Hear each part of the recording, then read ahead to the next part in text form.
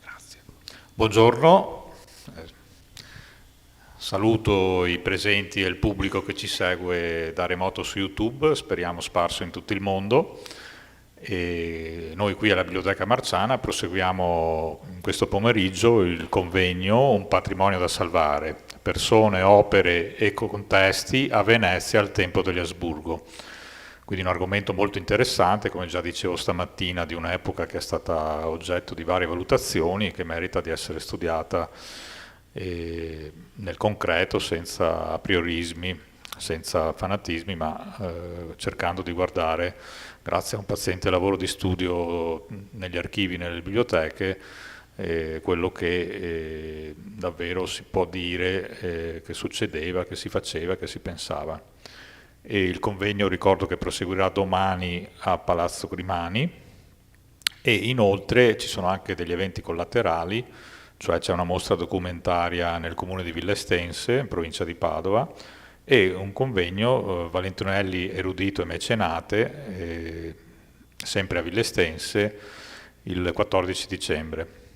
E quindi con molto piacere che apro questo pomeriggio in questa biblioteca che tanto deve al bibliotecario Giuseppe Valentinelli, che diresse la Biblioteca Marciana appunto per molti anni, quando Venezia era ancora sotto gli Asburgo nel Regno Lombardo-Veneto, poi nel periodo del 1848-49, scusa, nel 1848-49, quando date il microfono, si sente? Perché mi sembrava...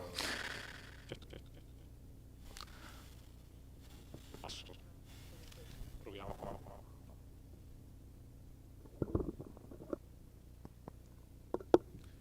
Scusateli, ma si sente?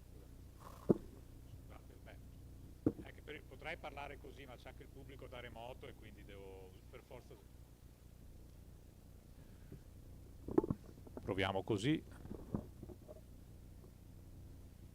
E se non ci fosse il pubblico da remoto penso che la mia voce si sentirebbe male. Abbiamo anche il pubblico da remoto, quindi vi chiedo di pazientare un attimo perché è giusto che anche loro...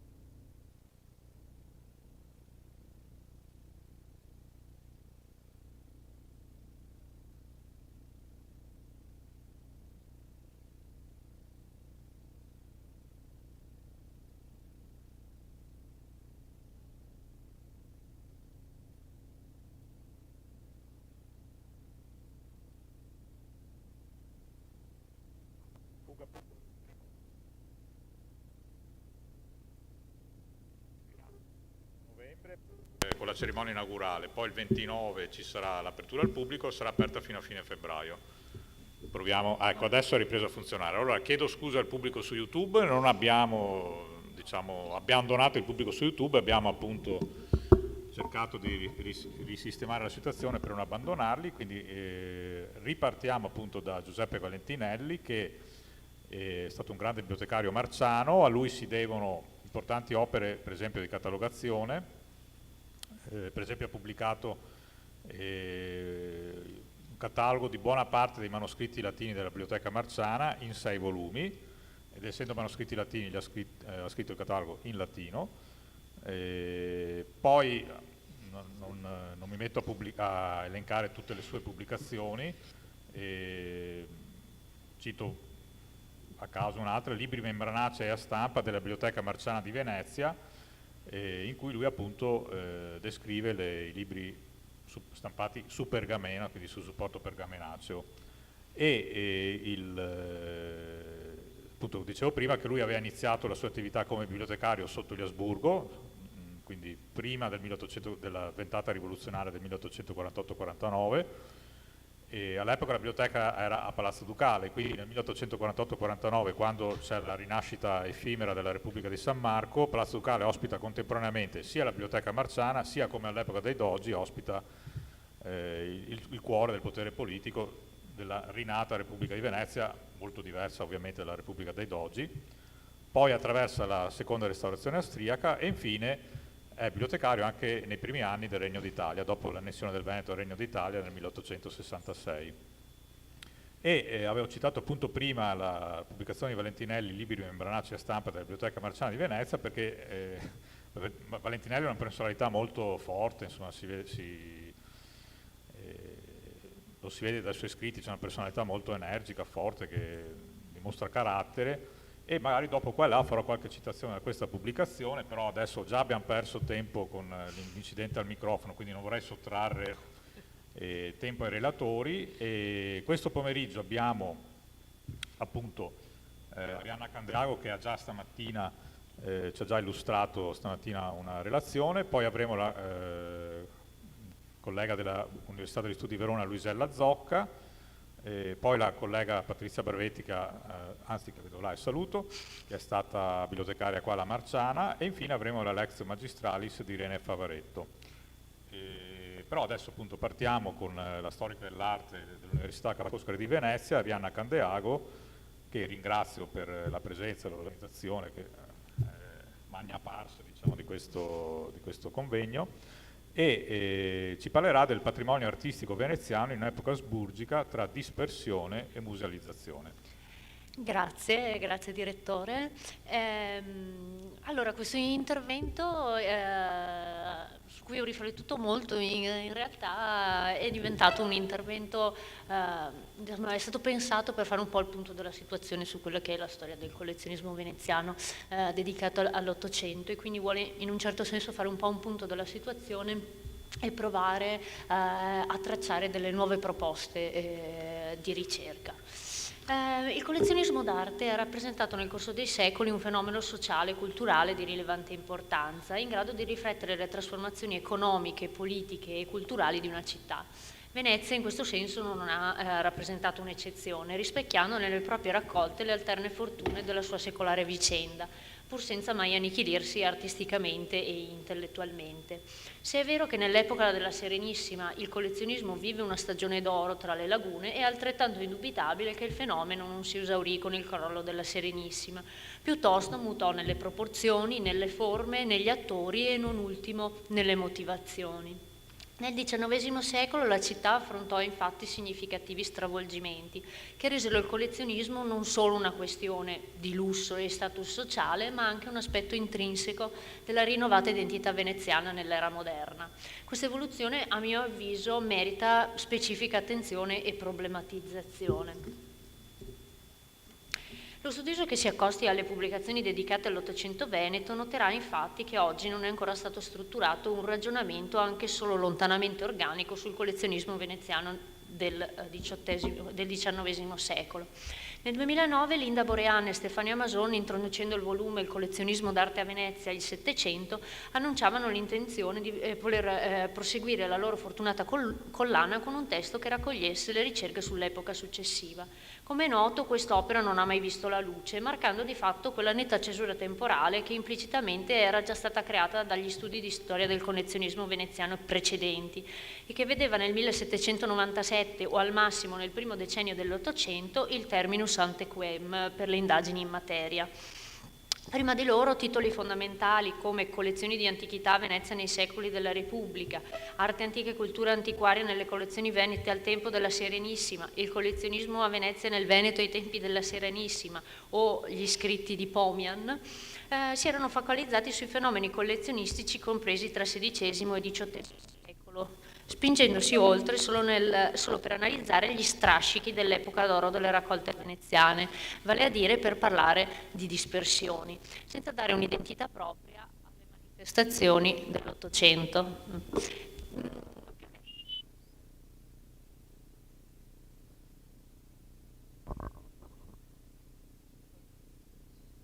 Almeno con questo si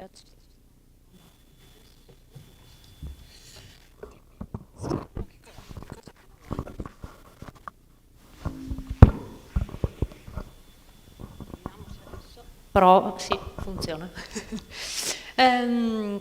Pionieristico fu il catalogo della mostra veronese Il Veneto e l'Austria, vita e cultura nelle città venete, che raccolse un gruppo di 3 saggi a firma di Attilia Dorigato, Paola Marini e Irene Favaretto, in cui si approntava rispettivamente un primo discorso su temi quali la nascita delle raccolte civiche veneziane, la fondazione dei musei veneziani in terraferma e le collezioni di antichità nel Veneto al tempo della dominazione austriaca.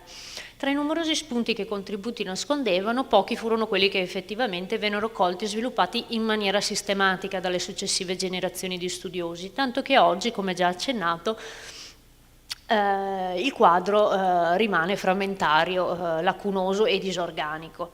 Va certamente notato che negli ultimi decenni si sono compiuti passi significativi nella ricostruzione dei fenomeni collezionistici dell'Ottocento veneziano, con ricerche dedicate a personalità di spicco del mondo lagunare, alla vita di opere scelte o a selezionate realtà museali. Ma queste aspettano ancora di essere lette entro un contesto più ampio e meno parziale e soprattutto di essere problematizzate in un'ottica anche interdisciplinare. Già nel lontano 1977, infatti, Gian Domenico Romanelli rilevava una certa sussistenza nella letteratura sull'Ottocento veneziano di una chiave di lettura pressoché univoca degli eventi e dei fenomeni culturali, imperniata su una narrazione che poneva l'accento sulla sola decadenza materiale e intellettuale della città, o per dirla con le sue parole, sulla pars destruens della vicenda.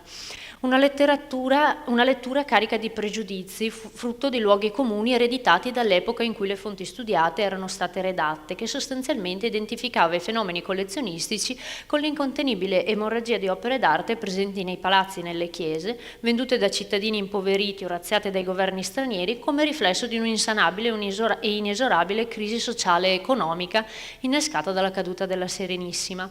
Una progressiva decadenza che culminò infine con lo stravolgimento e la distruzione di antichi edifici per tentare invano di portare a compimento un processo di modernizzazione e industrializzazione della città. Tra i numerosi autori che si alimentarono di questa visione citiamo, ad esempio, in ordine cronologico, Agostino Sagredo, Giuseppe Tassini, Daniele Bratti Ricciotti e non ultimo Alvise Zorzi con il suo Venezia scomparsa, che sin dal titolo del primo volume, Storia di una secolare degradazione, evidenziava già le premesse e pregiudizio su cui si fondava la ricerca. Significativo è infine sottolineare come queste letture viziate dalla parzialità si radicarono anche in altri ambiti disciplinari, arrivando a delle conclusioni sostanzialmente estremizzate. Emblematico è il caso di Edward Huttinger, che nei suoi saggi sulla mitologizzazione di Venezia in epoca romantica giunse addirittura a individuare nella dispersione delle collezioni d'arte ottocentesche una delle cause principali della nascita del topos letterario di Venezia, locus melancholicus, certo eccessiva. Qualora si vadano a guardare più nello specifico queste pubblicazioni, soprattutto con riferimento a quelle più datate, si noterà che queste presentano delle criticità.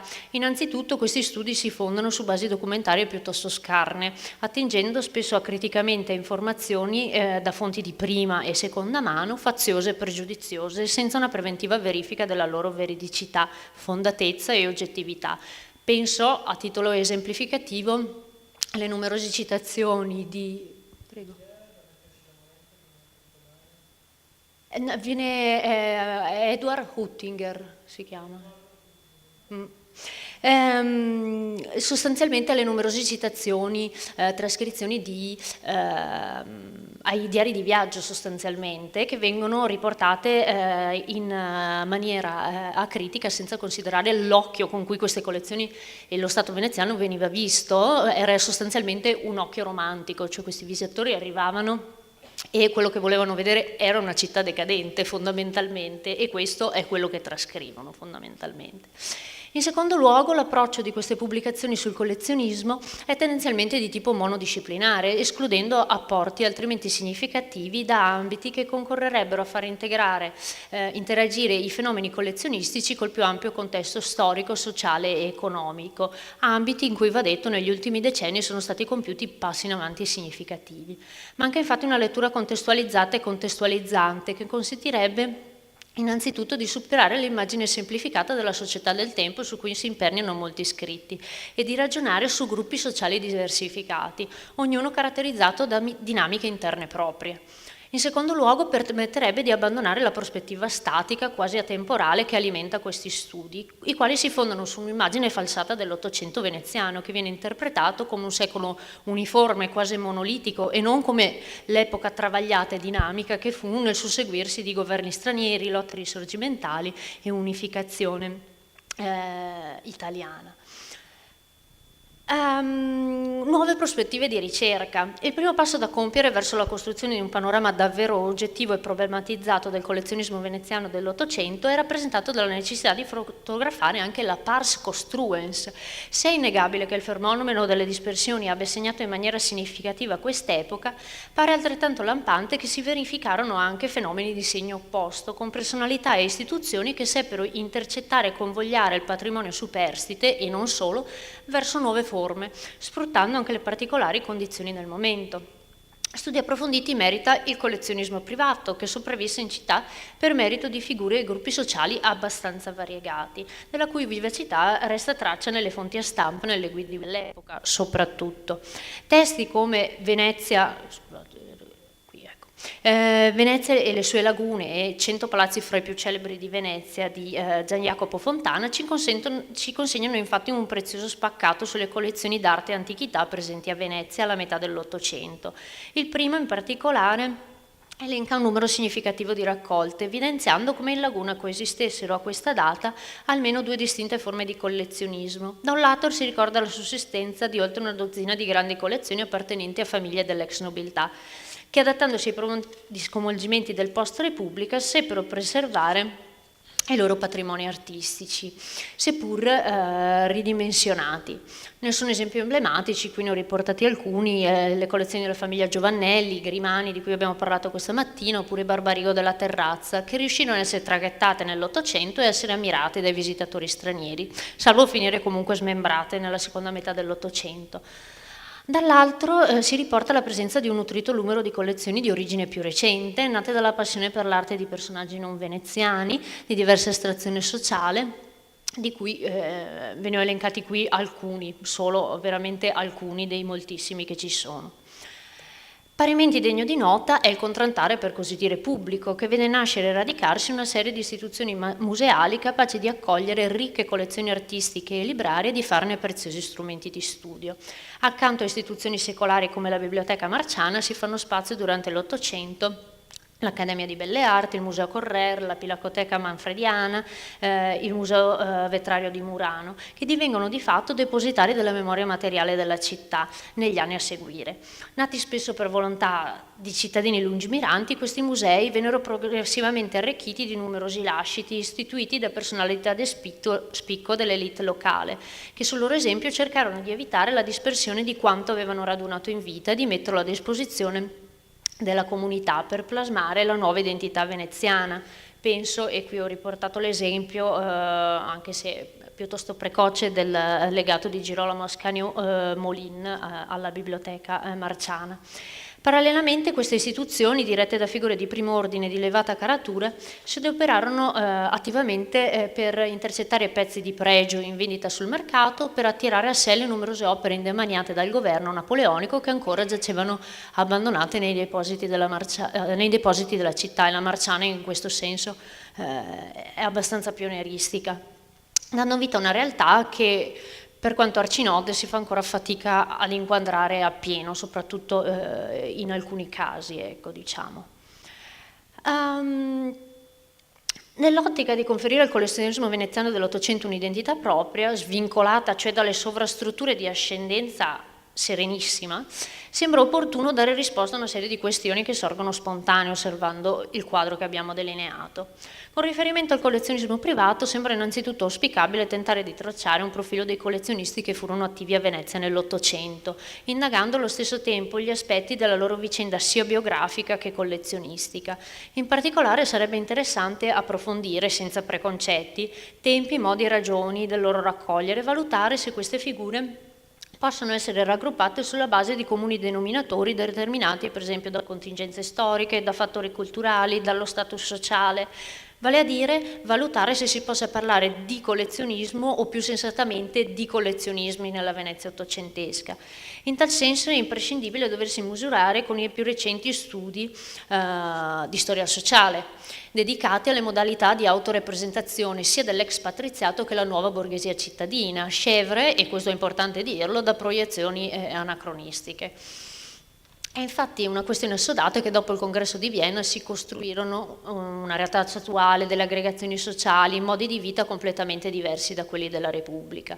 Sarebbe interessante comprendere se a questo stravolgimento corrispose o meno una continuità tra vecchia e nuova classe dirigente nelle dinamiche di autorappresentazione e il ruolo che in questo ebbe l'atto collezionistico.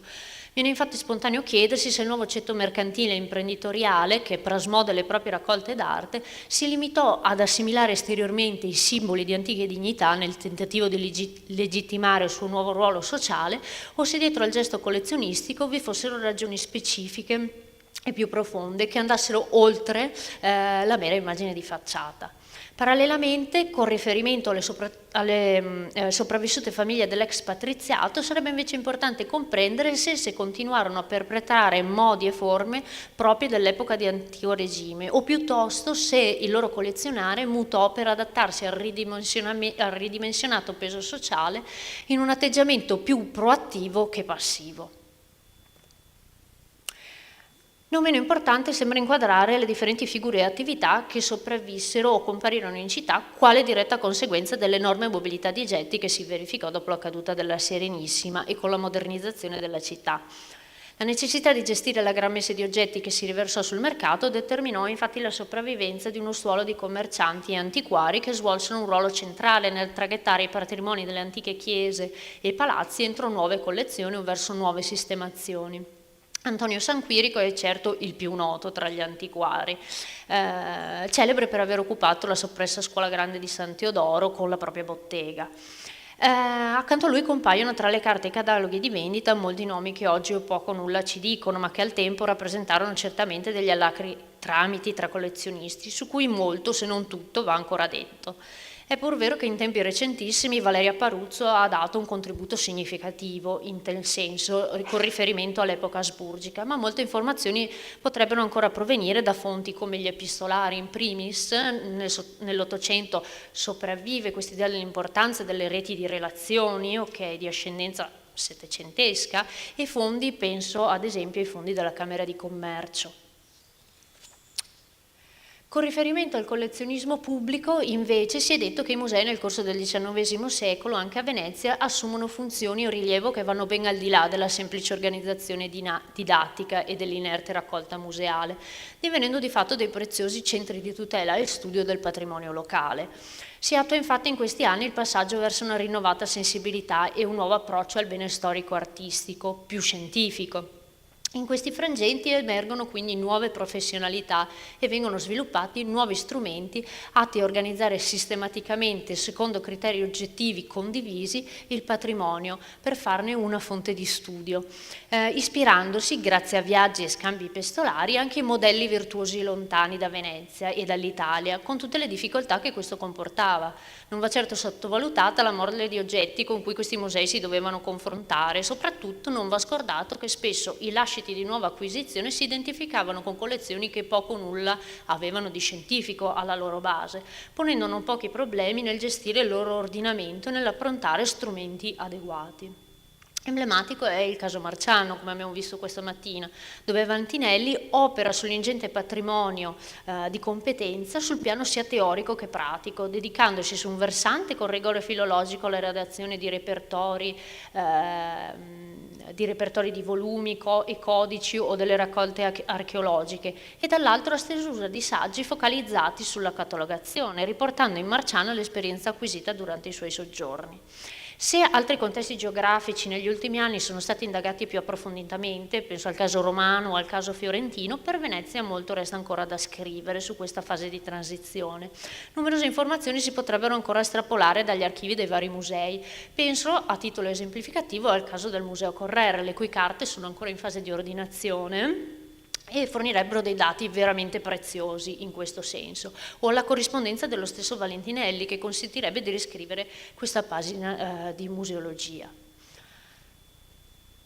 Una delle ultime cose su cui vorrei soffermarmi e che mi sembra molto importante sono gli usi del passato e del patrimonio. Un terzo ordine di considerazioni emerge osservando il periodo asburgico e ha a che vedere con il rapporto instaurato dai diversi attori della scena cittadina con il patrimonio artistico dell'ex Serenissimo, per meglio dire con gli usi che del passato vennero fatti dai veneziani e dagli austriaci. Nella prima parte dell'intervento si è infatti visto che all'indomani dell'insediamento del governo asburgico si verificarono tutta una serie di tentativi di salvaguardia delle opere d'arte, perpetrate ora da privati cittadini e istituzioni museali che diedero vita a nuove collezioni, ora dal governo che si adoperò per far rientrare parte dei beni depredati dai francesi. Benché apparentemente alimentate da una medesima volontà di tutela dell'identità veneziana, le due iniziative sembrano in realtà legate a distinti interessi che andrebbero approfonditi. Da un lato si ha l'impressione che i veneziani, già provati dall'esperienza napoleonica, abbiano cercato di arginare la diaspora del patrimonio cittadino e di minimizzare ulteriori possibili perdite a opera del governo, per preservare testimonianza concreta del passato della città. Nel momento in cui si iniziò a prendere veramente coscienza dell'occorsa fine di un'epoca, quella gloriosa della Serenissima, e si iniziò a percepire la laguna minacciata da una nuova modernità, la cittadinanza e le sue istituzioni culturali ricorsero a tali patrimoni per storicizzare il proprio passato e dunque per costruire una storia dell'identità culturale veneziana. Ne sono testimonianza le numerose pubblicazioni pensate per valorizzare questi oggetti che sempre più numerosi appaiono nel corso del secolo, e mi viene da aggiungere anche a tutti quegli strumenti di cui abbiamo parlato questa mattina per rendere questo patrimonio fruibile anche ai non addetti ai lavori. Dall'altro invece pare lampante che il governo fece piuttosto un uso politico dei patrimoni artistici depredati, sfruttandoli di fatti come uno strumento di propaganda.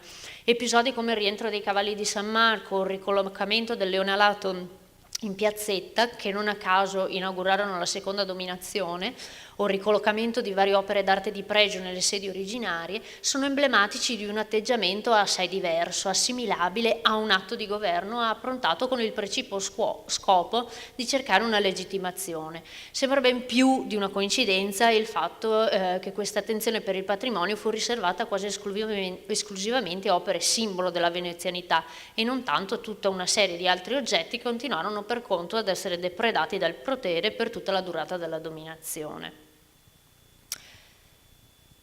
Chiudo con un'altra suggestione che riguarda più l'aspetto economico, ovvero l'Ottocento è un secolo di grandi trasformazioni economiche e meriterebbe, a mio avviso, approfondire quale peso e quale impatto queste trasformazioni economiche vengono ad avere sui mercati artistici. Penso, e qui chiudo l'intervento, all'istituzione del Porto Franco, alla creazione del ponte ferroviario, quindi tutta una serie, diciamo in questo secolo si rivoluziona il trasporto e mi sembra inevitabile che questa cosa abbia avuto dei riflessi importanti sui mercati artistici, così come la nuova dimensione turistica della città, sicuramente.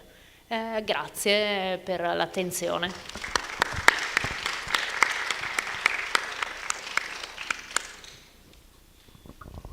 Grazie a Jonas. Grazie a Arianna Candeago per questa ricchissima relazione, ricca di spunti, di punti di interesse, insomma, su cui ci sarà molto da riflettere e poi magari se ne parleremo, sì, ne discuteremo perché davvero mi sono segnato vari punti, per esempio il fatto che ci sono ancora cose da studiare negli archivi, nelle biblioteche, questo è fondamentale, vedo molti giovani e appunto dico avete anche voi tante cose da scoprire, perché sicuramente ci sono ancora cose da scoprire in biblioteche e archivi, quindi un invito, un messaggio insomma da bibliotecario a dire approfittatene. Quindi, grazie ancora allora e adesso abbiamo Luisella Zocca dell'Università degli Studi di Verona, tanto benvenuta e un piacere averla qua con noi, e che prosegue appunto questo itinerario per diciamo, approfondire lo studio dell'Ottocento a Venezia, in particolare della figura di Giuseppe Valentinelli, e appunto ci parlerà delle procedure di selezione dei funzionari della Biblioteca Marciana durante la seconda dominazione austriaca, un tema che mi interessa tantissimo perché mi ha sempre... Come? Siamo tutti bibliotecari, ma soprattutto in generale, una piccola, questa devo dirla, una piccola cosa che queste procedure di selezione sono diffuse, cioè ci sono anche degli studi, per esempio sulle procedure di selezione nella Cina imperiale tanti secoli fa dei mandarini, ci sono degli studi bellissimi. Esatto, i mandarini erano gli alti funzionari dell'impero cinese e quindi ci sono degli studi bellissimi su come funzionavano questi studi, sull'influsso che tramite i gesuiti hanno avuto in Europa. E chissà che magari... Adesso non so se riuscirò a dire questo, però insomma qui si è inventato qualche cosa. io lancio qualche idea, dopodiché... Sì. Ecco, allora adesso quindi... Si sente? Sì, adesso si sente. Cedo la parola a Luisella Zocca che appunto ci parlerà delle procedure di selezione dei funzionari della Biblioteca Marciana durante la seconda dominazione austriaca. Prego. Grazie, buon pomeriggio a tutte e a tutti. Ringrazio gli organizzatori per l'ospitalità che mi è stata riservata. Oggi abbiamo sentito parlare moltissimo di Valentinelli, da me sentirete parlare tantissimo di Bettio come amministratore, come bibliotecario, più come amministratore che non come bibliotecario, perché nella tripartizione del titolo del convegno io parlerò di persone, ma di persone come impiegati pubblici e quindi nel loro rapporto con il potere, con l'istituzione, con gli organi istituzionali e poi nel loro rapporto con le norme amministrative. Le questioni dell'evoluzione del pubblico impiego nella Lombardia austriaca lungo il XVIII secolo e dall'epoca della restaurazione col ritorno degli austriaci in Lombardia e in Veneto è un argomento dragato, non stiamo dicendo cose nuove sotto questo aspetto. Fin dagli anni 70, con gli studi importantissimi di Cesare Mozzarelli e poi passando per Marco Meriggi e oltre, si sono indagate categorie e tipologie di impiegati pubblici di varia natura e di vari contesti geografici, in Italia chiaramente.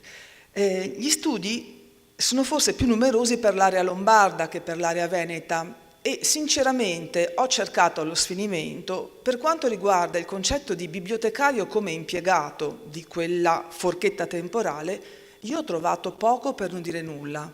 Ne parla un po' Marino Zorzi, ma perché parla di storia della Marciana, ma di questa categoria speciale di pubblico impiegato che si uniforma al modello del pubblico impiegato austriaco, poco, molto poco.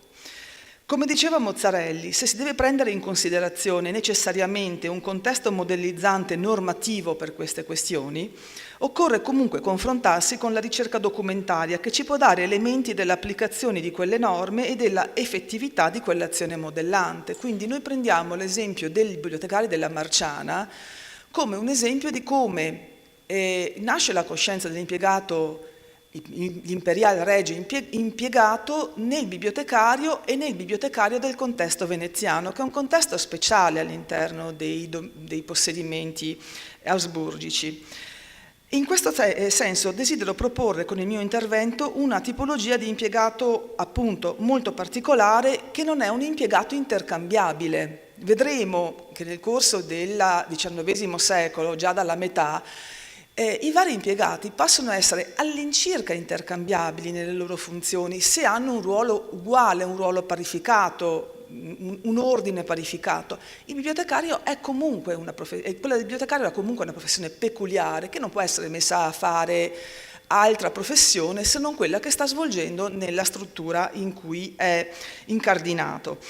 Lo strumento che userò sarà quello dell'analisi delle procedure di reclutamento dei bibliotecari della Marciana nella seconda dominazione austriaca. Il caso di studio della Marciana è particolarmente interessante perché durante la prima dominazione austriaca e durante la fase napoleonica non vi furono degli sconvolgimenti nell'organico, per cui il personale già presente alla dissoluzione della Repubblica di Venezia si ritrova presente anche al ritorno degli austriaci nel 1814, dopo aver transitato in una prima fase di approccio all'amministrazione asburgica e poi in un più turbolento periodo francese. L'esposizione sarà succinta, quindi un po' compendiaria, e rimanderò in altra trattazione delle più estese indicazioni. L'immagine, adesso non so se si vede, l'immagine che ho messo come copertina delle slide e che vedete alle mie spalle è il busto dell'imperatore Francesco I, è il disegno del busto dell'imperatore Francesco I disegnato da Gian Antonio Selva ed è stato commissionato da Bettio perché l'amministrazione centrale richiedeva a Bettio, c'è un lungo scambio che ne racconta, la commissione di questo busto. Io la intendo, ma questa come dire, richiesta, assillante richiesta, viene già fatta nel 1802 e nel 1803. A me pare che possa essere utilizzata come immagine allegorica della relazione di potere tra il sovrano e i funzionari che ne devono applicare l'azione amministrativa e che nel caso dei bibliotecari è anche politica culturale, specialmente per i bibliotecari è politica culturale, anche perché per i bibliotecari passa la censura libraria spesso e volentieri. Non solo, anche. Vedremo che avremo un dipendente della Marciana che è anche censore dei libri. La faccenda del busto si può leggere in lunghi carteggi che intersecano in modo abbastanza troppo contiguo e un pochino sospetto le questioni della consegna di preziosi volumi della Marciana alla Hofbibliothek di Vienna, la necessaria adesione di Morelli alle richieste del sovrano, a cui non si poteva sottrarre, però la evidente stima e riconoscenza che il sovrano dimostra a Morelli stesso e che sfocia nella sua nomina a consigliere aulico. Tenete presente che fino a quella data Morelli è indicato come il custode, che era una vecchia indicazione, un vecchio lessico che veniva dai vecchi tempi.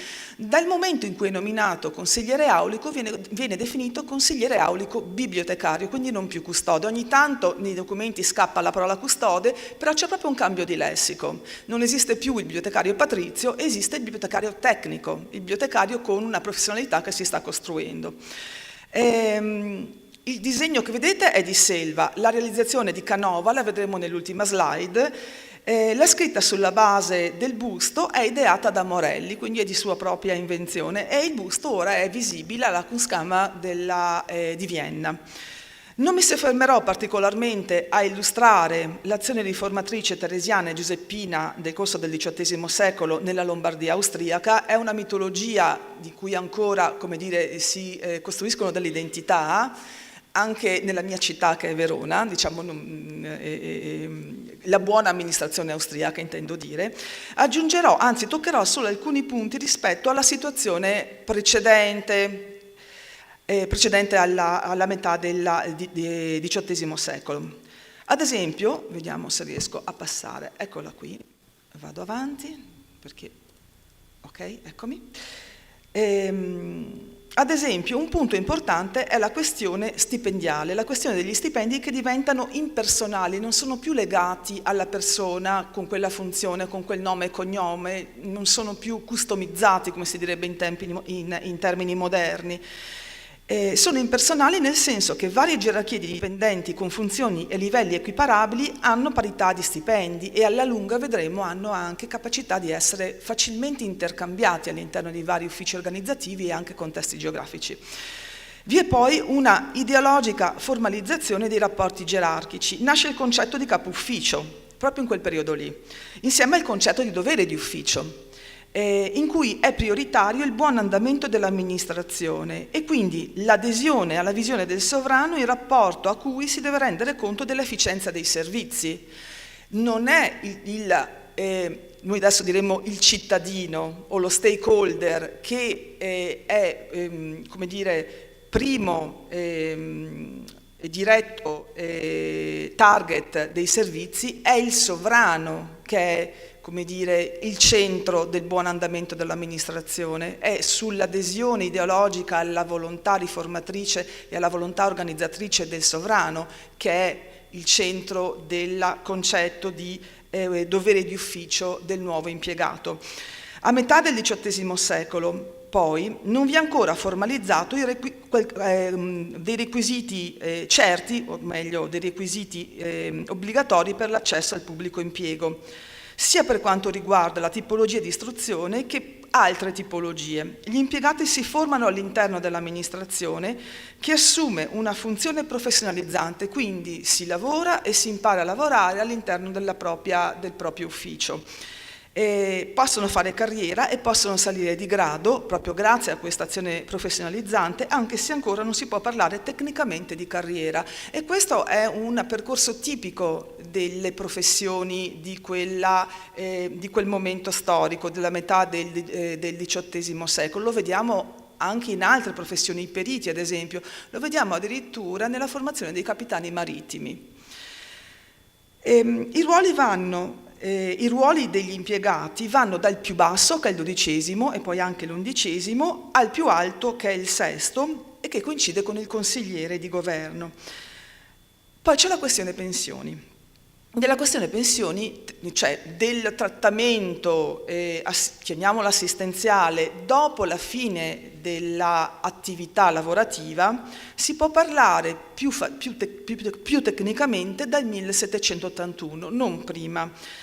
E quindi che il termine del servizio attivo coincida con l'erogazione di una pensione, da quel momento lì se ne può parlare, ma non è un diritto. Non è ancora un diritto, d'altronde non è neanche più una graziosa concessione del sovrano, è qualcosa che sta nel mezzo e che pian piano diventerà anche un diritto dell'impiegato, un diritto del lavoratore. Qualcosa comincia a cambiare dopo la Restaurazione, perché anche a Vienna il tempo delle guerre napoleoniche non è stato immobile, anche là qualcosa si è mosso all'interno delle amministrazioni. Dopo la Restaurazione, quindi dopo il ritorno degli austriaci, vi è l'obbligo di portare un uniforme che è di chiara derivazione militare ed è già un progetto di Metternich del 1813. È un gioco di parole, ma l'uniforme ha lo scopo di uniformare gli impiegati tra di loro, pur non cancellandone i livelli. I livelli nell'uniforme sono definiti dalla qualità dei materiali, non dalla foggia, in quel momento.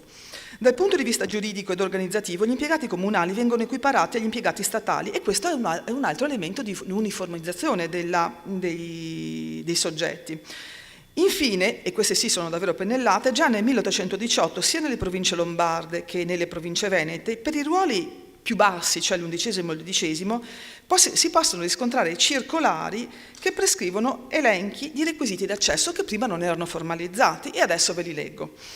Cittadinanza austriaca, e qui insomma è pacifico, buona condotta morale d'amministrazione come anche moralizzatore del suddito, calligrafia e ortografia, aritmetica fino alla regola del 3 semplice, possesso di sufficienti mezzi di sostentamento, compimento del corso di studi fino alla retorica e in più non aver avuto contro di sé alcuna eccezione politica. Questo poi si doveva determinare sia nelle istanze che si facevano per entrare a lavorare, sia poi nel giuramento. Nel giuramento di fedeltà al sovrano si giurava di non appartenere, ad esempio, più avanti nel tempo, di non appartenere ad alcuna associazione segreta, alcuna società segreta.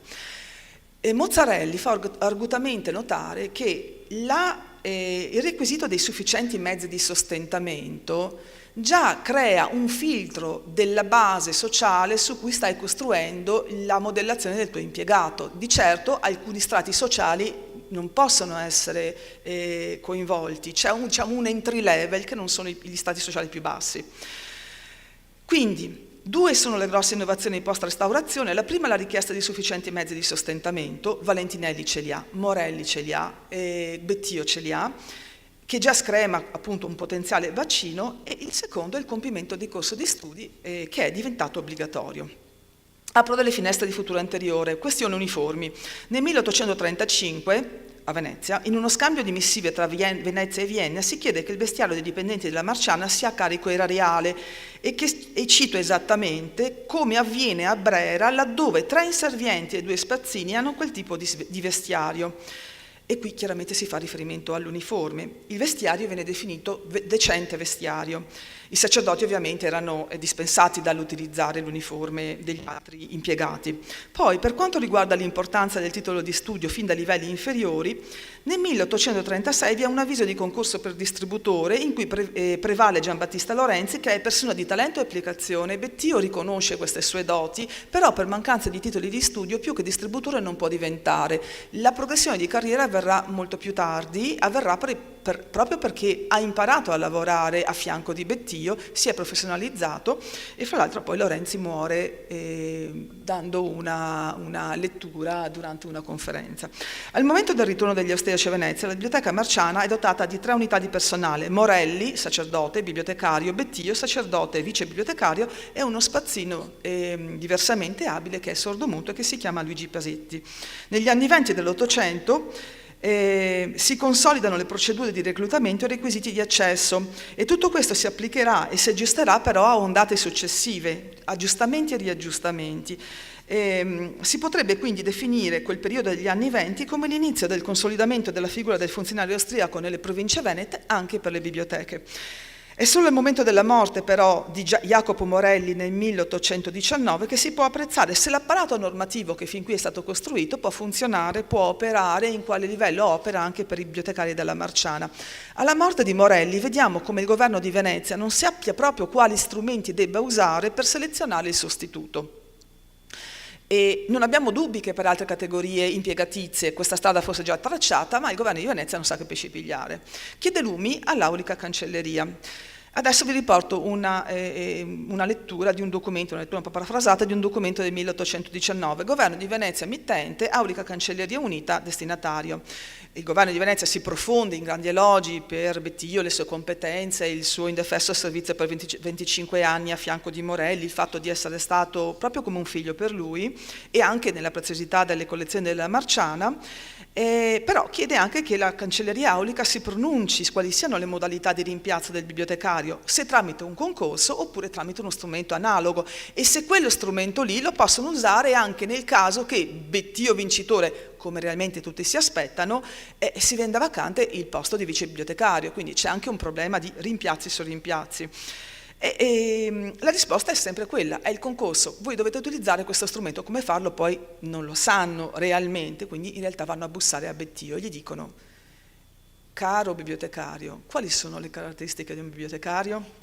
Nello stesso documento si fa una descrizione delle doti di Bettio, che già danno l'idea di quali debbano essere i requisiti di un buon bibliotecario, a parte le generali capacità, la sana morale, l'erudizione e un'appropriata condotta. E questi sono i requisiti: espertissimo nella lingua greca, in quella latina, nella francese, nella italiana, nella bibliografia e quindi poi nella biblioteconomia, nella storia della letteratura, nella conoscenza delle opere letterarie antiche e moderne e quindi essere un vero erudito. Più avanti in un altro documento contiguo si dice: il bibliotecario deve essere un esperto di paleografia, di numismatica, di belle arti e di conoscenza di tutto lo scibile umano. E direi che come Librarian Starter Pack qui stiamo a livello della tuttologia, però alle volte i bibliotecari lo sono. Io alle volte penso a me stessa: oddio, ma quante cose conosco che con superficialità, che però so dove possono essere collocate a livello di soggetto classificazione. Questo tutto sommato è il nostro lavoro. E però nella notifica del bando di concorso sulla Gazzetta Privilegiata di Venezia, stiamo parlando del concorso che poi porta Bettio a diventare bibliotecario, in questo caso, come anche in altri successivi, di questi requisiti non c'è nessuna traccia. Quindi, grosso modo, il tono della notifica è: se c'è qualcuno che vuole fare il bibliotecario della Marciana, presenti la propria istanza tramite le delegazioni provinciali. Ed infatti i candidati che si presentano, perlomeno uno dei candidati che si presenta, perlomeno lascia perplessi. Quindi nel 1819 si presenta Bettio con tutto il suo pregresso di conoscenze, di curriculum, poi si presenta un tal Giusto Navasa di Belluno, che per 11 anni ha prestato servizio, qualcuno lo conosce? Bellunese, sì, che ha prestato servizio civile e sembra fornito di cognizioni letterarie che però non sono sufficienti per renderlo idoneo. È una brava persona, è colto, però non è sufficiente. L'altro candidato ci lascia veramente perplessi, quindi ci fa proprio capire che qui ci stiamo inventando i criteri di una professione, nell'ingresso in una professione. L'altro capitano è un dalmata, tale capitano pensionato Pietro Cippico di Trau. Età ignota, nemmeno la riferisce, non ha conoscenze delle lingue dotte, è sempre stato un militare di carriera, si dà per scontato che un militare di carriera legga poco, studi poco e che quindi sia totalmente inidoneo a quel tipo di servizio. Mentre nel giudizio positivo per Bettio ci sono degli elementi che lo fanno diventare l'ideal tipo del bibliotecario da questo momento in poi. Conta un lungo servizio alla Marciana, quindi alle esperienze pregresse. Durante questo servizio i rapporti con Morelli sono stati improntati a stima ed affetto, perché dopo la morte di Morelli ne ha interinalmente assunto l'incarico con estrema competenza, perché ha prodotto delle opere che gli hanno guadagnato la stima dei dotti e perché infine fece il suo corso regolare di studi con molto profitto e da ultimissimo la sua condotta integerrima. Quindi Bettio al 1819 è veramente l'ideal tipo, ma è l'ideal tipo di quale bibliotecario? Io direi che per questo momento possiamo dire del bibliotecario della Marciana, o meglio del bibliotecario del contesto veneziano, perché nulla sappiamo dei requisiti di accesso per i bibliotecari di Brera, Fondazione Teresiana 1770, dei bibliotecari della Teresiana di Mantova, Fondazione Alta Teresiana del 1780. Sono gli stessi o sono degli altri? La specificità delle collezioni richiedono altre competenze, sono le medesime.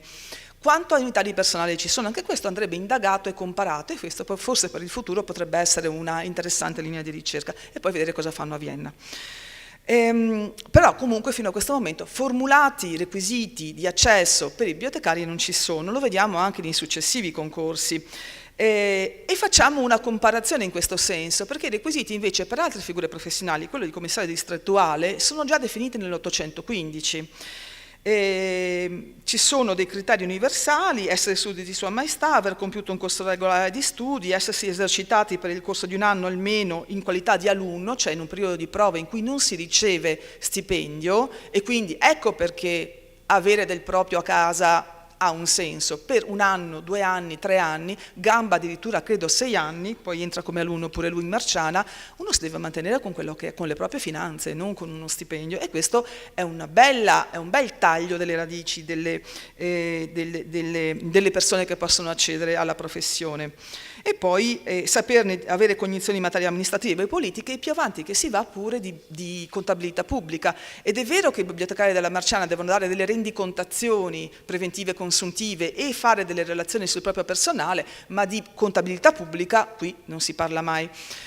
Dal momento che però Bettio diventa bibliotecario, lui diventa la commissione monocratica unica per tutti i concorsi successivi, e i concorsi successivi sono tanti.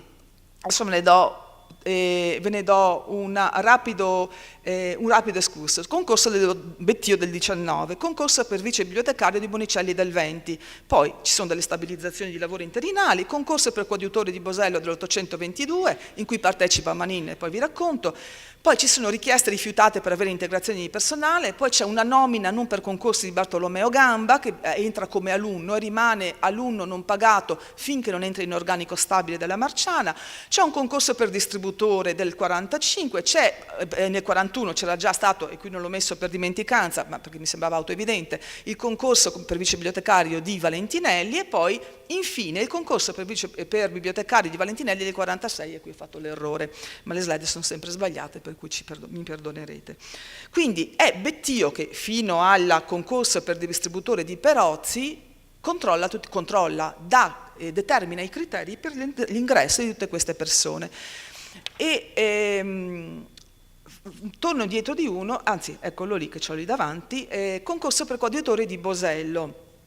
Quali sono le caratteristiche che fanno scegliere Bosello tra i tanti candidati? È un sacerdote veneziano, ha fatto gli studi, sa di teologia, di morale, di lingua greca, li ha studiato nelle pubbliche scuole ex scuole dei Gesuiti, ha studiato scienze teologiche, dai Domenicani alle Zattere, ha esperienza lavorativa pregressa come precettore delle grammatiche nel seminario patricale di Venezia, e in più è raccomandato dal patriarca, e questo insomma ha pure il suo peso.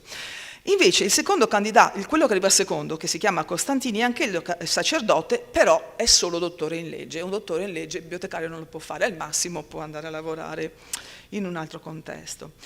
Tra gli applicanti di questo concorso c'è Daniele Manin, questa ve la riporto perché io non sono una maninologa e non amo neanche tanto leggere le bibliografie, un po' sono divertenti ma un po' mi stancano. Però Manin fa istanza per il concorso che aveva 17 anni e mezzo. E allora, Daniele Manin, che viene così descritto, figlio naturale e non legittimo di Pietro Antonio Manin e di Anna Maria Bellotto, è un secolare, è dottore in legge, ha 17 anni e mezzo, di religione cattolica, domiciliato a Venezia. Per quanto riguarda gli studi, dopo il corso degli studi elementari e filosofici conseguì la laurea in legge presso l'Università di Padova, quindi è fresco di laurea. 17 anni e mezzo si laureava e si entrava possibilmente al lavoro, e lui voleva fare il bibliotecario evidentemente. Per quanto riguarda le lingue sembrerebbe conoscere, non è accertata la conoscenza, ma sembrerebbe conoscere, così giovane, la lingua italiana, la latina, sembra che abbia studiato l'inglese, sembra che conosca il tedesco e pare che abbia avuto infarinatore di lingua greca e di lingua ebraica. Per quanto riguarda le capacità, attenzione, queste sono parole di Bettio, io proprio le copio e le incollo, questo è il giudizio di Bettio su Manin ed è perché insomma non è scelto, ma insomma era così giovane, ha un futuro, come dire.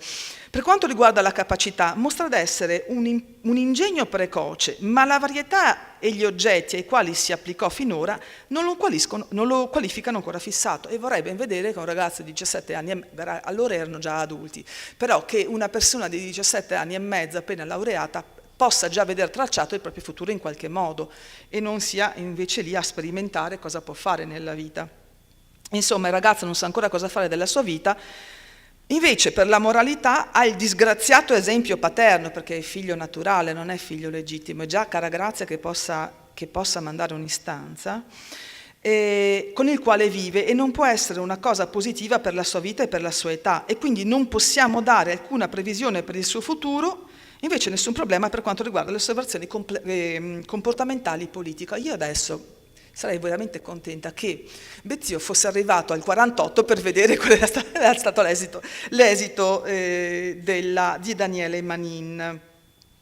Faccio un passaggio indietro perché nel 20 vedete che c'è un concorso per vice bibliotecario di Bonicelli, e Bonicelli è un problema di duplice natura, che per il diritto amministrativo è una cosa importante. Bonicelli non solo diventa, con i requisiti che insomma Bettio ritiene sufficienti, vice bibliotecario, ma contemporaneamente ricopre la carica di censore dei libri, librario, e questa carica significa che ha uno stipendio e un'ulteriore remunerazione, e questo è un problema perché un doppio lavoro e una doppia, fra virgolette, stipendio non si può avere per la normativa austriaca. Allora si chiede un parere esperto se in Bonicelli si possano mantenere le due funzioni. Il parere è sì, perché il problema era già stato risolto per gli insegnanti facevano alcuni insegnanti facevano gli insegnanti, avevano uno stipendio, contemporaneamente facevano i censori librari e per quelli non avevano uno stipendio ma una retribuzione, chiamiamola così, cumulativa annuale, che non ha natura di stipendio. Le due nature giuridiche delle retribuzioni determinavano la compatibilità delle due funzioni. Qui adesso taglio e taglio.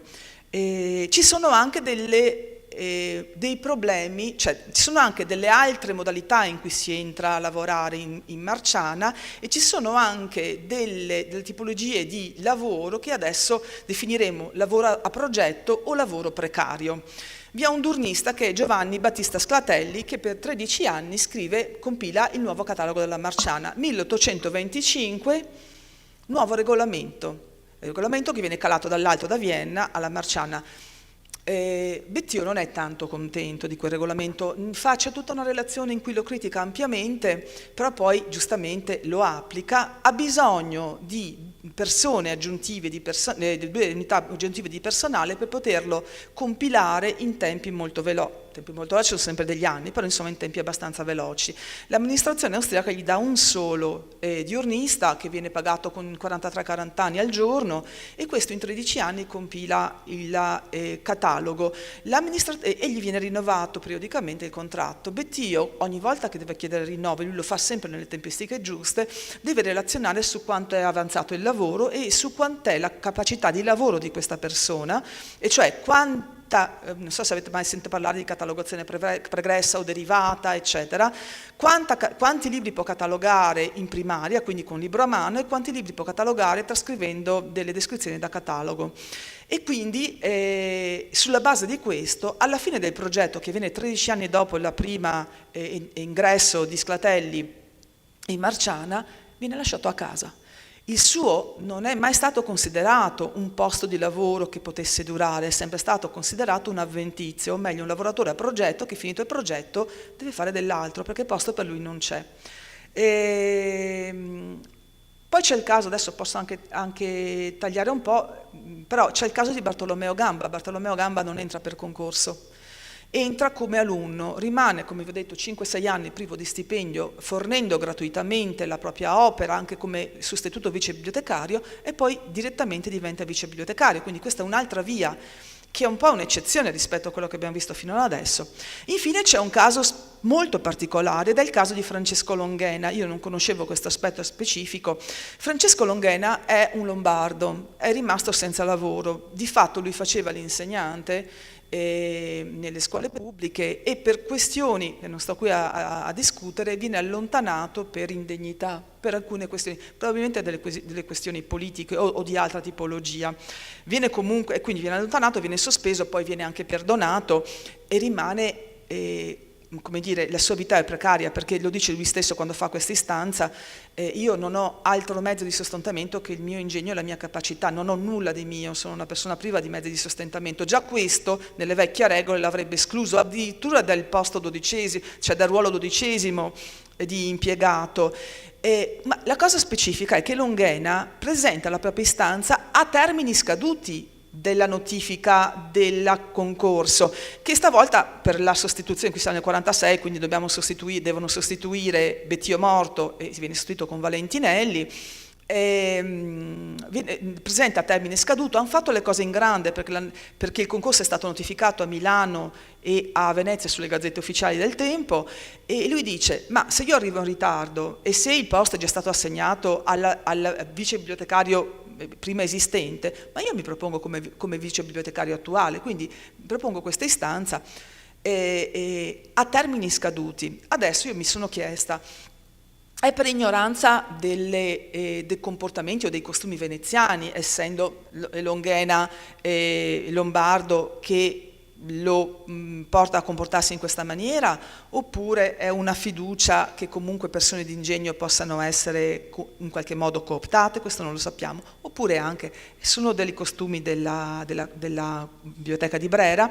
Io direi che, siccome ho anche sforato un po' quei tempi, della bravura, bontà, capacità di Valentinelli oggi si sono cantati peana, ripeto come avevo detto anche prima, che Valentinelli amava molto i viaggi, amava molto questo aspetto internazionale, scientifico, per questo viene anche selezionato. Questo è uno dei criteri che lo rendono migliore di tanti altri e gli viene riconosciuto. Ecco, questa sua grande amore nell'assentarsi gli guadagna anche una sanzione disciplinare, rimane per qualche mese senza stipendio, ma tanto lui aveva del suo e fa lo stesso. Grazie a tutti.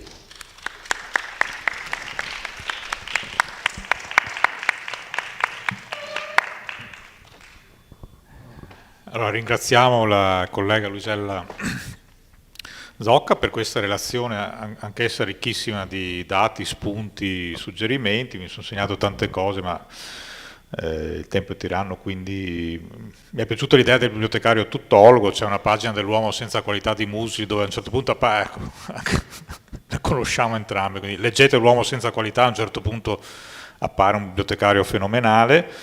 E è interessante anche l'idea dei servizi finalizzati al sovrano, non al cittadino. Questo a proposito del dibattito che si fa adesso anche sul Risorgimento, e in un mondo dove gli autocrati continuano a, diciamo, insomma, ci fa molto pensare l'idea che c'era un'epoca in cui si parlava di servizi rivolti al sovrano e non al cittadino, quindi in questo caso davvero viva il Risorgimento. Chiamo la collega Patrizia Bravetti, non già Biblioteca Nazionale Marciana, perché Semel bibliotecaria, sempre bibliotecaria direi, no?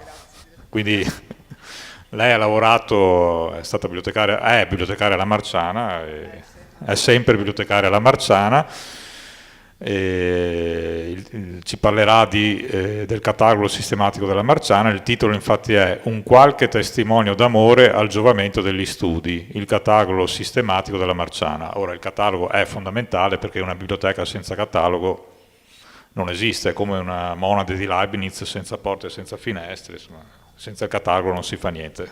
Allora cedo la parola a Patrizia Bravetti. Grazie a tutti, buon pomeriggio. Io tirerò le fila un po' anche di argomenti che sono stati trattati dalla dottoressa De Longis, dalla persona che mi ha preceduto, vari spunti. Vorrei soltanto così un flash. Alla biblioteca, quando la Marciana era a Palazzo Ducale, e credo anche qui, non c'era riscaldamento. Forse questo amore dei viaggi di Valentinelli lo possiamo vedere anche come un tentativo di sfuggire ai rigori invernali. No, non è vero, era presente, perché poi sappiamo che i viaggi non erano nei mesi invernali, però teniamo conto di questa cosa. Non c'era riscaldamento, non c'erano stufe proprio per il pericolo di incendi, eccetera, eccetera. Poi il povero Sclatelli, che è stato nominato dalla dottoressa Zocca, ha compilato il catalogo numerico, che era proprio il catalogo previsto dalle istruzioni e che mancava completamente alla Marciana, che riporta, che adesso è conservato lo stesso alla biblioteca, con il numero catalogo dei numeri chiave, e ha registrato tutti i libri che erano presenti in biblioteca e poi le successive acquisizioni. Quindi questo lavoro, questa opera, questo lavoro così che non ha portato al povero Sclatelli il posto fisso, comunque il suo lavoro è ancora presente qua alla Marciana. Allora, l'ideazione e la realizzazione di un catalogo riflettono le diverse componenti culturali e storiche di un'epoca. Nell'Ottocento si registra un notevole sviluppo dei sistemi classificatori che non si rispecchiano più nella collocazione fisica del libro, ma nella sua rappresentazione nei cataloghi sistematici. Giuseppe Valentinelli, decidendo di dotare la Marciana di un catalogo di tale natura, mostra di seguire le tendenze più aggiornate della biblioteconomia, ma, suo malgrado, entra in conflitto con le autorità asburgiche imperanti a Venezia. Prima di entrare nel vivo del mio intervento, intendo delineare per sommi capi la situazione della biblioteca durante gli anni in cui fu attivo Valentinelli, prima come vice di Monsignor Bettio, poi a partire dal 1846 come bibliotecario. La Marciana, compreso il museo archeologico, aveva cambiato ubicazione nel 1812. Dalla sede storica era stata trasferita a Palazzo Ducale, dove occupava vari spazi, tra cui le prestigiose sale del Maggior Consiglio, dello Scrutinio e della Quarantia. Sistemazione rivelatesi inadeguata, in special modo per i luoghi di deposito, ben presto saturati per il continuo incremento del patrimonio librario. Questo periodo dal punto di vista istituzionale abbraccia la seconda dominazione austriaca, la breve parentesi del governo provvisorio, la terza dominazione austriaca e si conclude infine col passaggio al Regno d'Italia. Cambiamenti che influirono sulla vita interna della Marciana. Basti ricordare le sedute dell'Assemblea dei Deputati svolte all'interno della Sala del Maggior Consiglio, o alla caduta del dominio asburgico, la depredazione del luglio 1866 di codici marciani da parte degli austriaci, poi fortunatamente restituiti.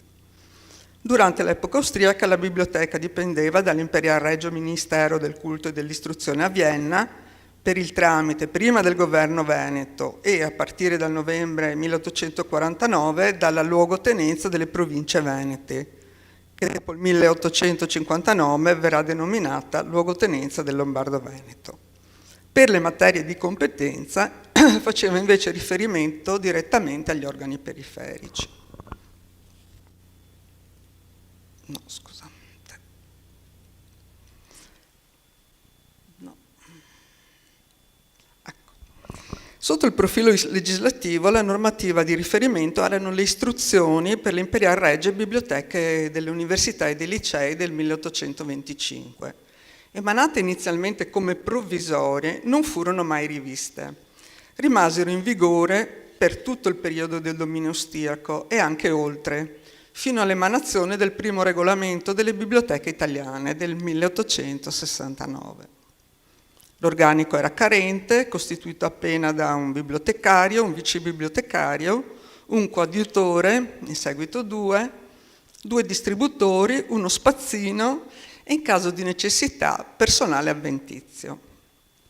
Valentinelli, persona aperta alle esperienze europee e che già nel 1835 aveva visitato la Biblioteca Reale di Dresda, negli anni successivi compì altri viaggi di studio in Austria, Svizzera, nuovamente in Germania, Francia, Spagna, Italia, Olanda, Inghilterra, che gli permisero di visitare le biblioteche estere, di aprirsi alle più aggiornate tecniche biblioteconomiche e di stabilire rapporti di amicizia con importanti personaggi, tra i quali ricordo, oltre a Mommsen, Georg Martin Thomas, bibliotecario a Monaco, e Julius Petzold, bibliotecario a Dresda.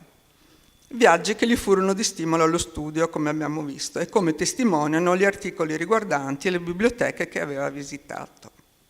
A conoscenza dunque degli strumenti più innovativi del tempo per accedere alle collezioni, progettò di dotare la Marciana di un catalogo sistematico, previsto peraltro dalle istruzioni, impresa che lo portò a scontrarsi sul piano della politica culturale con le autorità austriache. Valentinelli era convinto che il modo migliore per valorizzare la biblioteca, rendendo più agevole agli studiosi reperire le opere consone ai propri interessi, fosse quello di porsi sulla strada già tracciata dalla biblioteca di Brera, e qui ritorna il paragone sempre con Milano, e da altre importanti biblioteche europee. In questo spinto anche dalla volontà di sperimentare nuovi sistemi stranieri, così ricorda Veludo, suo vice per più di 20 anni. La scelta di Valentinelli di intraprendere il catalogo sistematico, omettendo di occuparsi in primo luogo del catalogo della sostanza o generale, la preferenza da lui accordata al sistema esposto da Jacques-Charles Brunet nella Table méthodique e da ultimo la mancata centralità data all'impero austro-ungarico all'interno delle ripartizioni delle classi di storia e di diritto lo posero in contrasto con le autorità di Vienna.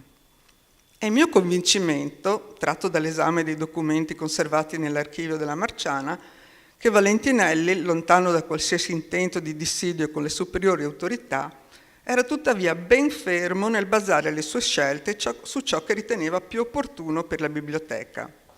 E se le ripartizioni dedicate all'impero erano state giudicate insufficienti, ciò era dipeso, come egli stesso scrisse, dalla carenza di materiale bibliografico. Quindi si tratta di una precisa posizione di politica culturale basata sulla sua esperienza e sulle sue conoscenze. Ma torniamo agli esordi di Valentinelli come bibliotecario marciano. Nella sua relazione ufficiale del giugno 1846, quando funge ancora da reggente, oltre ad altri cataloghi ritenuti necessari per la biblioteca, pone in primo piano l'esigenza di realizzare il catalogo sistematico. Il sistematico doveva comprendere tutte le opere possedute e doveva essere redatto a schede per i vantaggi conseguenti: la possibilità di duplicarle agevolmente qualora un'opera potesse appartenere a più classi dello scibile umano, l'evitare di dover inserire continue aggiunte come accadeva nei cataloghi a volume. In realtà Valentinelli già nel febbraio dello stesso anno aveva chiesto e ottenuto l'assenso dell'Imperial Regio Governo per l'avvio del nuovo catalogo sistematico a schede, e la compilazione era stata affidata al coadiutore abate Andrea Baretta, affiancato in seguito dal coadiutore abate Lodovico Simonetti. I volumi della Marciana, già ai tempi di Monsignor Bettio, erano ordinati negli armadi per materia e per formato. Tale ordine non è mutato da Valentinelli, memore dell'esperienza negativa maturata a Padova nel 1838, quando la completa revisione del sistema di ordinamento in uso, insieme all'incremento dei volumi, il conseguente ricollocamento e infine la correzione dei cataloghi, era risultata fonte di disordine nella biblioteca del seminario, che egli poi cercò di riparare tornando saltuariamente a Padova durante le vacanze pasquali. Egli ritiene che far coincidere la collocazione con un sistema bibliografico sia controproducente e necessiti di troppo frequenti spostamenti di volumi. Nel rapporto annuale del 1847 sullo stato della biblioteca conferma che il lavoro del catalogo sistematico prosegue, ma molto lentamente, per la mancanza di personale in grado di preparare le schede da destinare ad Andrea Baretta, incaricato della suddivisione. Valentinelli chiede insistentemente, e questa sarà una costante nelle relazioni con le autorità austriache, un aumento di personale e una congrua dotazione annua di bilancio, analogamente a quanto già concesso alla Biblioteca di Brera. Dopo la parentesi del governo provvisorio, rientrati a Venezia gli austriaci, nella relazione del 1850 Valentinelli espone il procedere del lavoro e sottolinea che, grazie al personale messo a disposizione dal governo di fatto, così lo chiama Valentinelli, erano state redatte circa 30.000 schede del catalogo sistematico, prendendo come base il catalogo numerico, e quindi senza la visione diretta delle opere. E gli riferisce inoltre che quanto compiuto era ben poca cosa in termini percentuali rispetto all'allestimento completo del catalogo, ascendente, secondo le sue stime, a circa 300.000 schede per i volumi e 60.000 per gli opuscoli.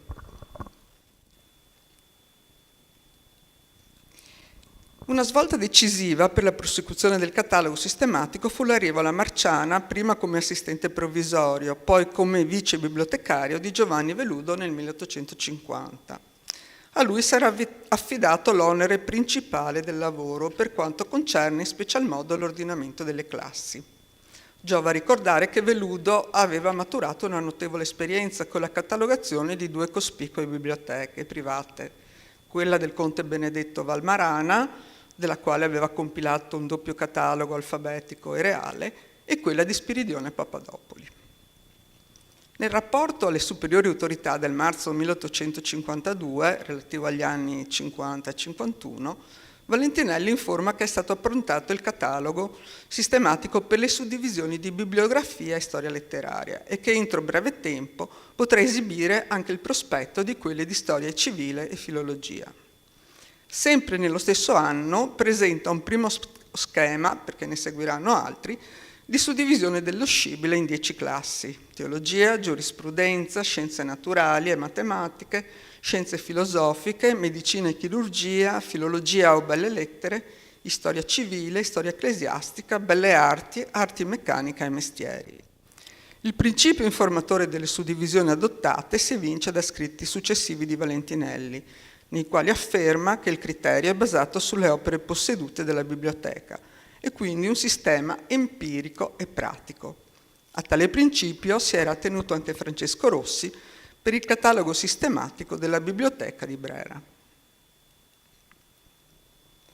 In particolare le sezioni e le suddivisioni della classe di storia civile, data l'importanza della materia, erano state preparate personalmente dal bibliotecario. Qui vedete una minuta conservata nell'archivio della biblioteca.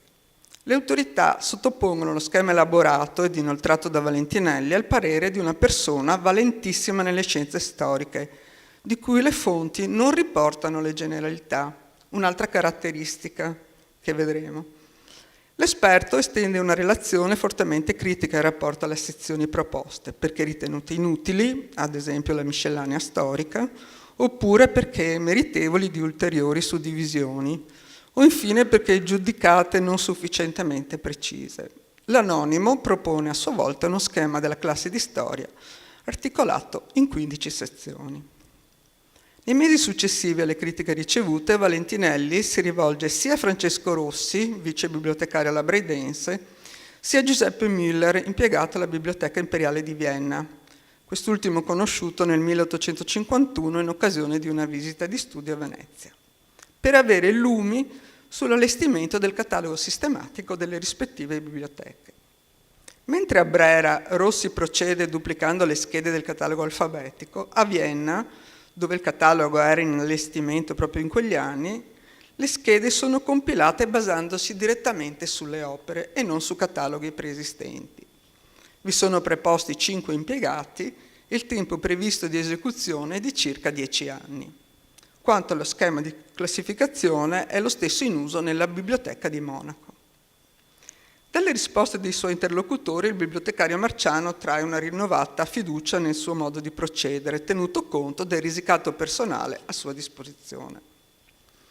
Dal rapporto del dicembre 1852 si apprende che il sistema adottato nell'approntare il catalogo sistematico è quello di Jacques-Charles Brunet, con le modifiche ritenute opportune al fine di realizzare uno strumento adatto alle richieste degli studiosi, agli scopi della biblioteca e al progresso delle scienze.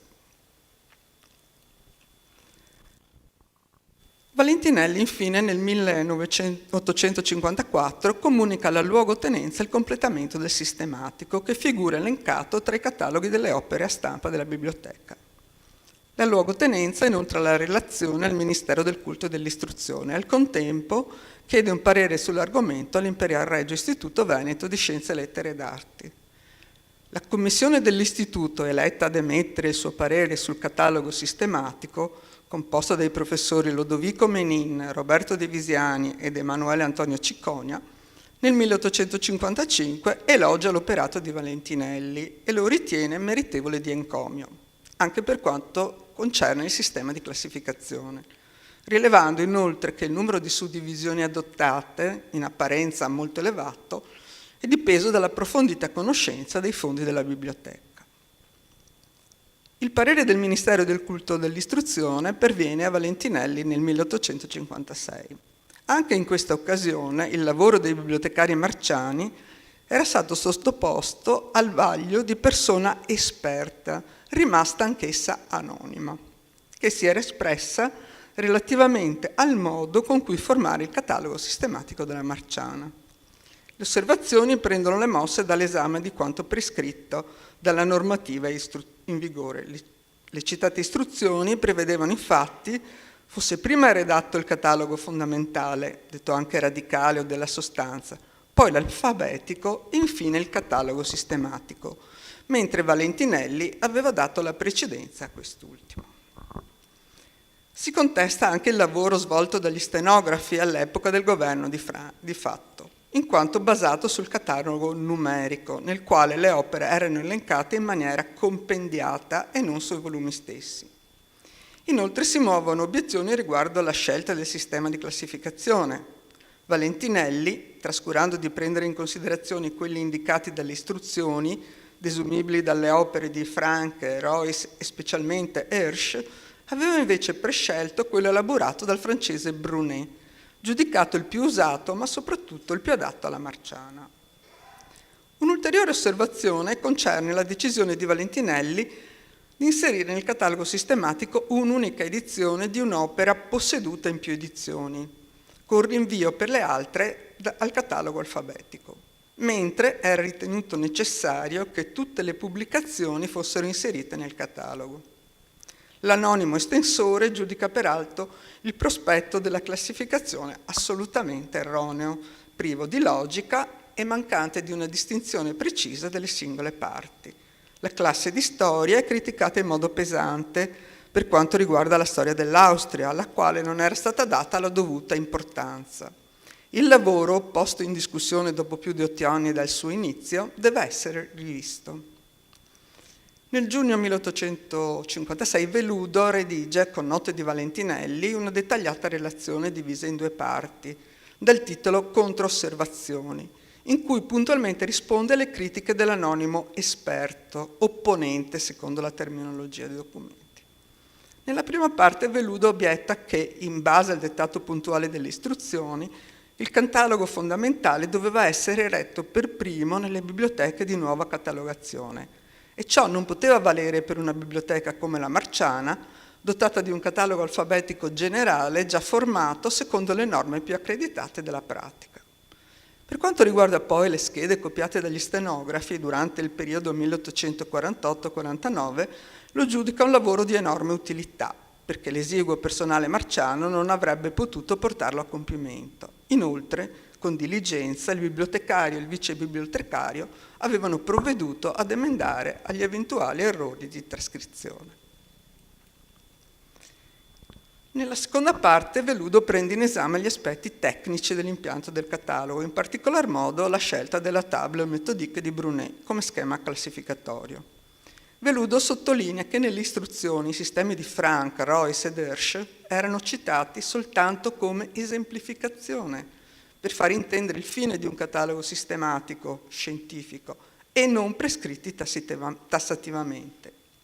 Il sistema di Brunet, argomenta Veludo, è stato seguito in tutte quelle parti che fossero coerenti con la natura dei fondi marciani. Le sue ripartizioni, ribadisce ancora, furono ritenute le più adatte all'esecuzione di un catalogo sistematico ad uso della biblioteca e le più agevoli per le esigenze dei lettori. La decisione poi di non inserire tutte le edizioni di un'opera nel catalogo è giustificata con la conoscenza che il lettore erudito ha rispetto alle edizioni più accreditate, ma evidentemente questa osservazione presupponeva un interlocutore di vasta erudizione e di approfondita conoscenza dei fondi marciani. Ricordiamo che al tempo non era consentito l'accesso ai cataloghi, ma ogni richiesta di opera era sottoposta al vaglio del personale della biblioteca, che ne verificava la presenza o meno nei medesimi. Per quanto concerne le insufficienti suddivisioni della classe storia relative all'impero asburgico, Veludo oppone nuovamente alle critiche formulate la scarsa quantità di opere presenti alla Marciana. Le controosservazioni di Veludo e Valentinelli ottennero solo in parte l'effetto di mutare l'opinione delle autorità austriache.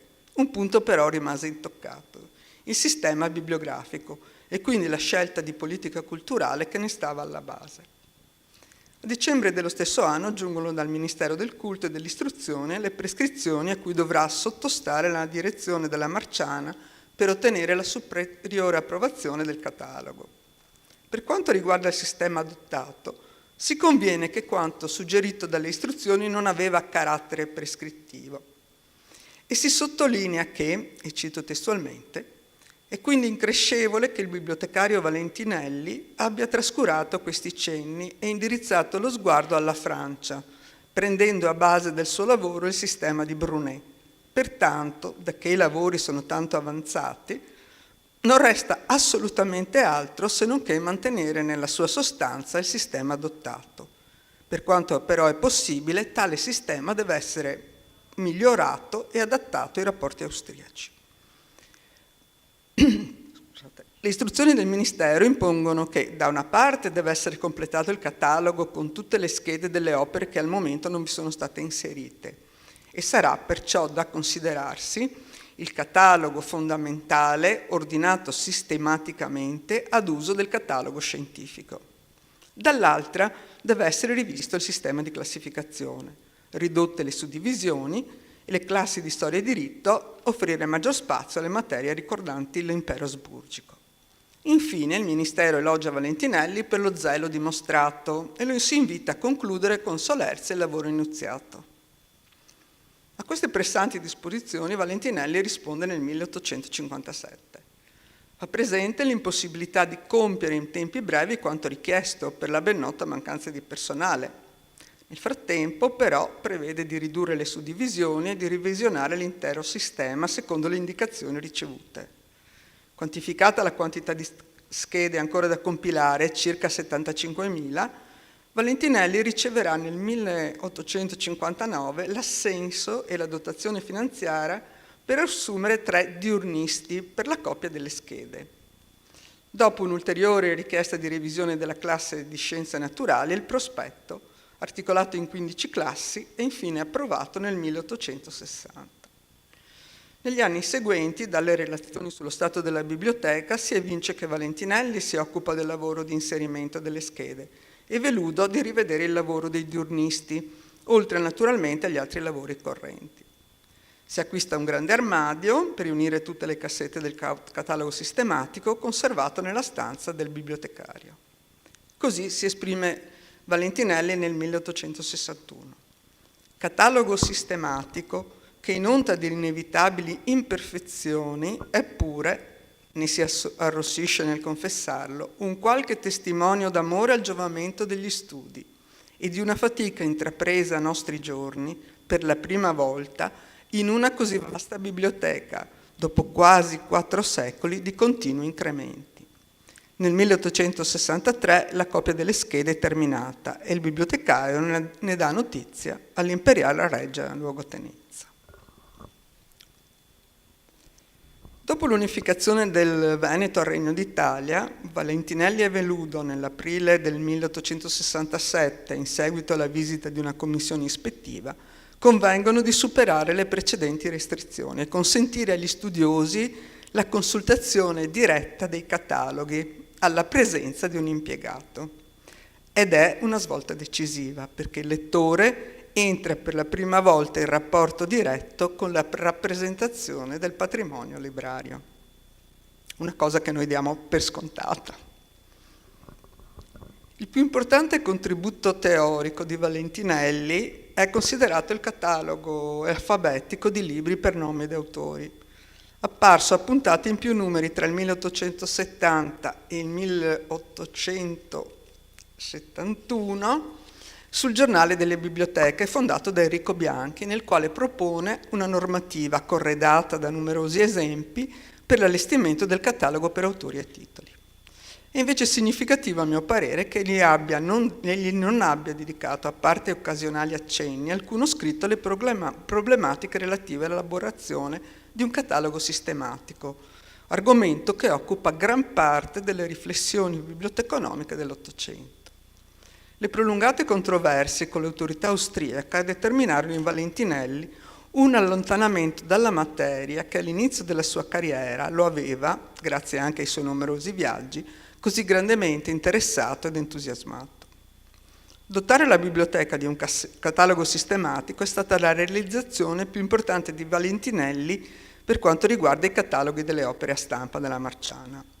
Egli è riuscito a imporre alle superiori autorità, pur con tutte le vicissitudini che abbiamo evidenziato, il sistema ritenuto più conforme alla biblioteca e ad attuare infine la politica culturale da lui concepita, che guardava al di là del mero orizzonte locale con una visione di respiro europeo.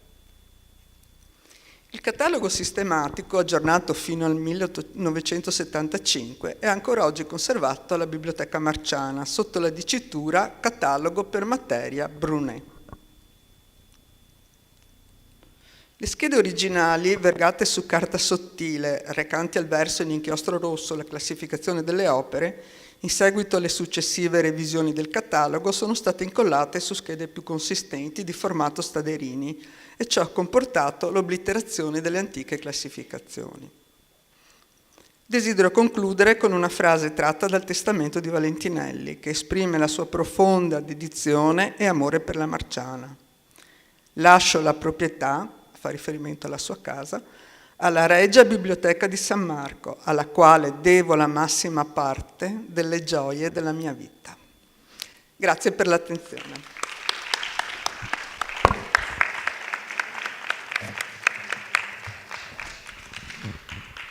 Ringraziamo Patrizia Bravetti, le gioie, davvero tanti bibliotecari marciani hanno usato un linguaggio d'amore, Morelli aveva come morosa la marciana, Valentinelli parla di arrossisce, insomma, quindi proprio, e le gioie, insomma. Bene, ora concludiamo la giornata di oggi con la Lectio Magistralis della professoressa Irene Favaretto, che sarà introdotta dal... sì, un attimo, allora, un attimo di attesa che coordiniamo la Lectio Magistralis, facciamo anche una pausa per prepararci e torniamo subito.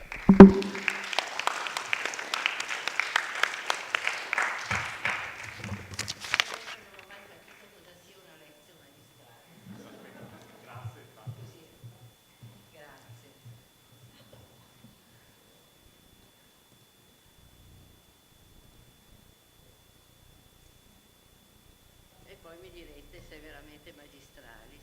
Allora.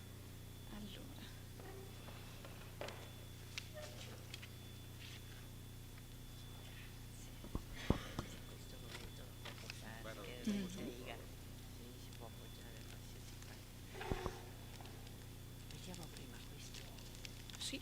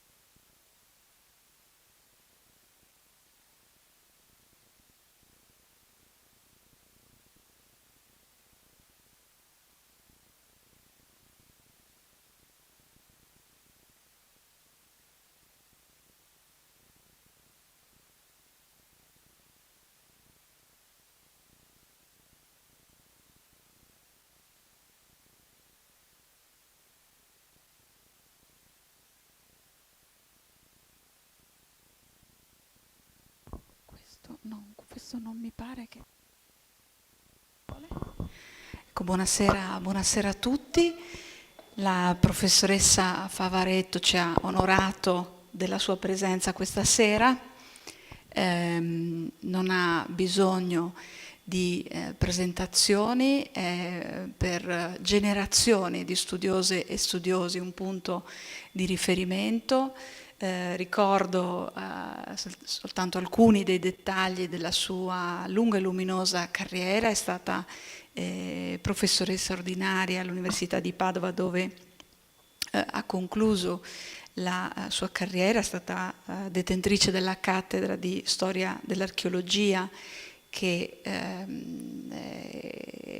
e non solo, ha avuto molti ruoli all'Università di Padova, è stata anche a Venezia un riferimento veramente di grandissima importanza, iniziatrice di lavori che sono ancora per noi la base su cui ci siamo formati per gli studi sul collezionismo nella più ampia accezione della storia della cultura, con alcuni lavori come il volume che oggi è stato più volte presentato nella versione nella riedizione del 2002 dell'Arte Antica e Collezioni Antiquarie a Venezia ai tempi della Serenissima, e riedizione del volume del 90, ma ha curato anche un volume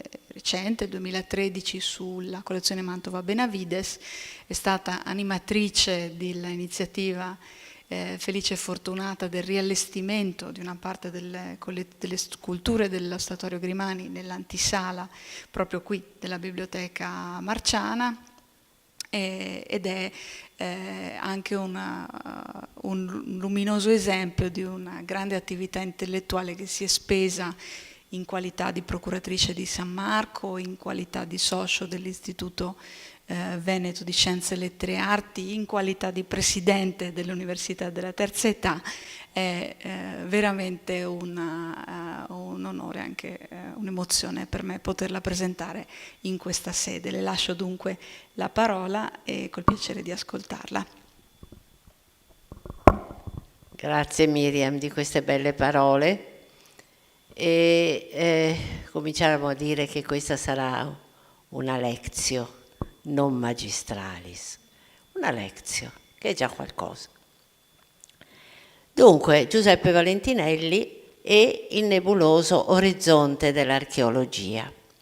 Intanto ringrazio gli organizzatori per questo invito a questo convegno per parlare di questo personaggio, e mi dispiace non essere stata qui questa mattina perché l'ho scoperto un po' alla volta. In fondo anch'io non lo conoscevo come autore di questo catalogo, che poi è più di uno, varie edizioni, però insomma un catalogo ormai considerato sorpassato, per cui non è che ci abbiamo fatto mai conto più di tanto su quanto diceva i Valentinelli, e adesso anche vi racconterò perché. E appunto ringrazio per l'invito e saluto, vorrei proprio salutare, ma poi cercherò anche di salutarvi veramente, tutti gli amici, le amiche che sono venute ad ascoltarmi. Ecco, Valentinelli però è importante perché anche lui ha il suo posto in quel lungo tragitto durato più o meno 700 anni, è proprio dello statuario pubblico della Serenissima, e purtroppo dello statuario nell'antisala della Marciana dove era collocato non c'è proprio più niente, perché tutto ciò che c'era, adesso io non mi sono girata per vedere se nelle altre nicchie qualcosa ancora è rimasto, ma direi che non c'è proprio più niente, e perciò non c'è nessun segno di quello che invece era il famoso in tutta Europa, era un unicum anche statuario pubblico nato, come sapete, verso la fine del Cinquecento, circa, non dico inaugurato, aperto circa nel 1596. Ecco, mi fa piacere aver incontrato, ma non lo vedo più giustamente, il dottor Trovato, che è là, c'è, perché mi fa piacere conoscere il direttore, vedere il direttore della Marciana. Per me la Marciana è stato un luogo di delizie, vi dirò, io ho passato giornate e giornate, senza contare le ore, in sala riservata a guardarmi i manoscritti, a guardarmi libri antichi soprattutto, e non mi accorgevo neanche di quanto scomode fossero le sedie. Allora forse ero giovane, non me ne accorgevo. Però vorrei anche dire una cosa: ben faceva Valentinelli a viaggiare o evitare di stare troppo tempo qua dentro, perché adesso sarà riscaldato. Pensate, se non fosse scaldato forse non saremmo qua, perlomeno non io. Ecco, allora cominciamo però a dire queste cose, e intanto anche una cosa che mi sta a cuore, e cioè che vorrei dedicare questo mio scritto a un'amica cara che se n'è andata poco tempo fa, Marcella De Paoli, che è stata mia allieva, è stata mia amica e collega. Lei ho seguito tutto il suo percorso, dalla laurea alla scuola di specializzazione, al dottorato che formalmente doveva fare a Roma con Antonio Giuliano, ma in realtà l'ho seguita io qui a Venezia con un tema veneziano. Eravamo veramente amiche, ci si sentiva spesso, io mi fidavo molto di lei perché sapeva anche come manovrare un po' meglio di me la ricerca di testi sul computer, per cui insomma il nostro rapporto era un grande legame affettivo e di colleganza. E appunto nel ricordo di Marcella cerchiamo di scoprire come mai un bibliofilo si sia rivestito negli ultimi suoi anni dei panni di studioso di archeologia. E come archeologa e studiosa di storia del collezionismo inizio il mio intervento con 2 parole sul Valentinelli, come autore dei marmi scolpiti, che ho intitolato, citandole proprio delle sue parole, Il nebuloso orizzonte dell'archeologia, Giuseppe Valentinelli e il nebuloso orizzonte dell'archeologia. Ormai penso che tutti l'abbiano già detto: Giuseppe Valentinelli, nato a Ferrara nel 1805, morto a Villa Estense nel 1874, sacerdote nel 1829, non aveva certo nel suo programma di vita di dedicarsi agli studi archeologici e di mettere mano ad un catalogo dei marmi marciani, eppure lo fece. Lui, bibliotecario scrupoloso, prolifico autore di saggi storici e bibliografici, lo fece per dovere, per confronto dell'incarico, proprio nei confronti dell'incarico ricevuto, dapprima nel 1842 come vice bibliotecario della biblioteca e successivamente divenendo prefetto alla morte del 1846 di Monsignor Pietro Bettio, ma queste sono tutte cose che avete già sentito. Alla nuova carica, che tenne per ben 28 anni, dedicò tutta una serie di studi sull'immenso patrimonio bibliografico della Marciana. La ragione dei marmi scolpiti risale alla fine del Cinquecento, quando, completato lo statuario pubblico nell'antisala della Biblioteca Marciana, frutto, come sappiamo, della donazione di Giovanni Grimani nel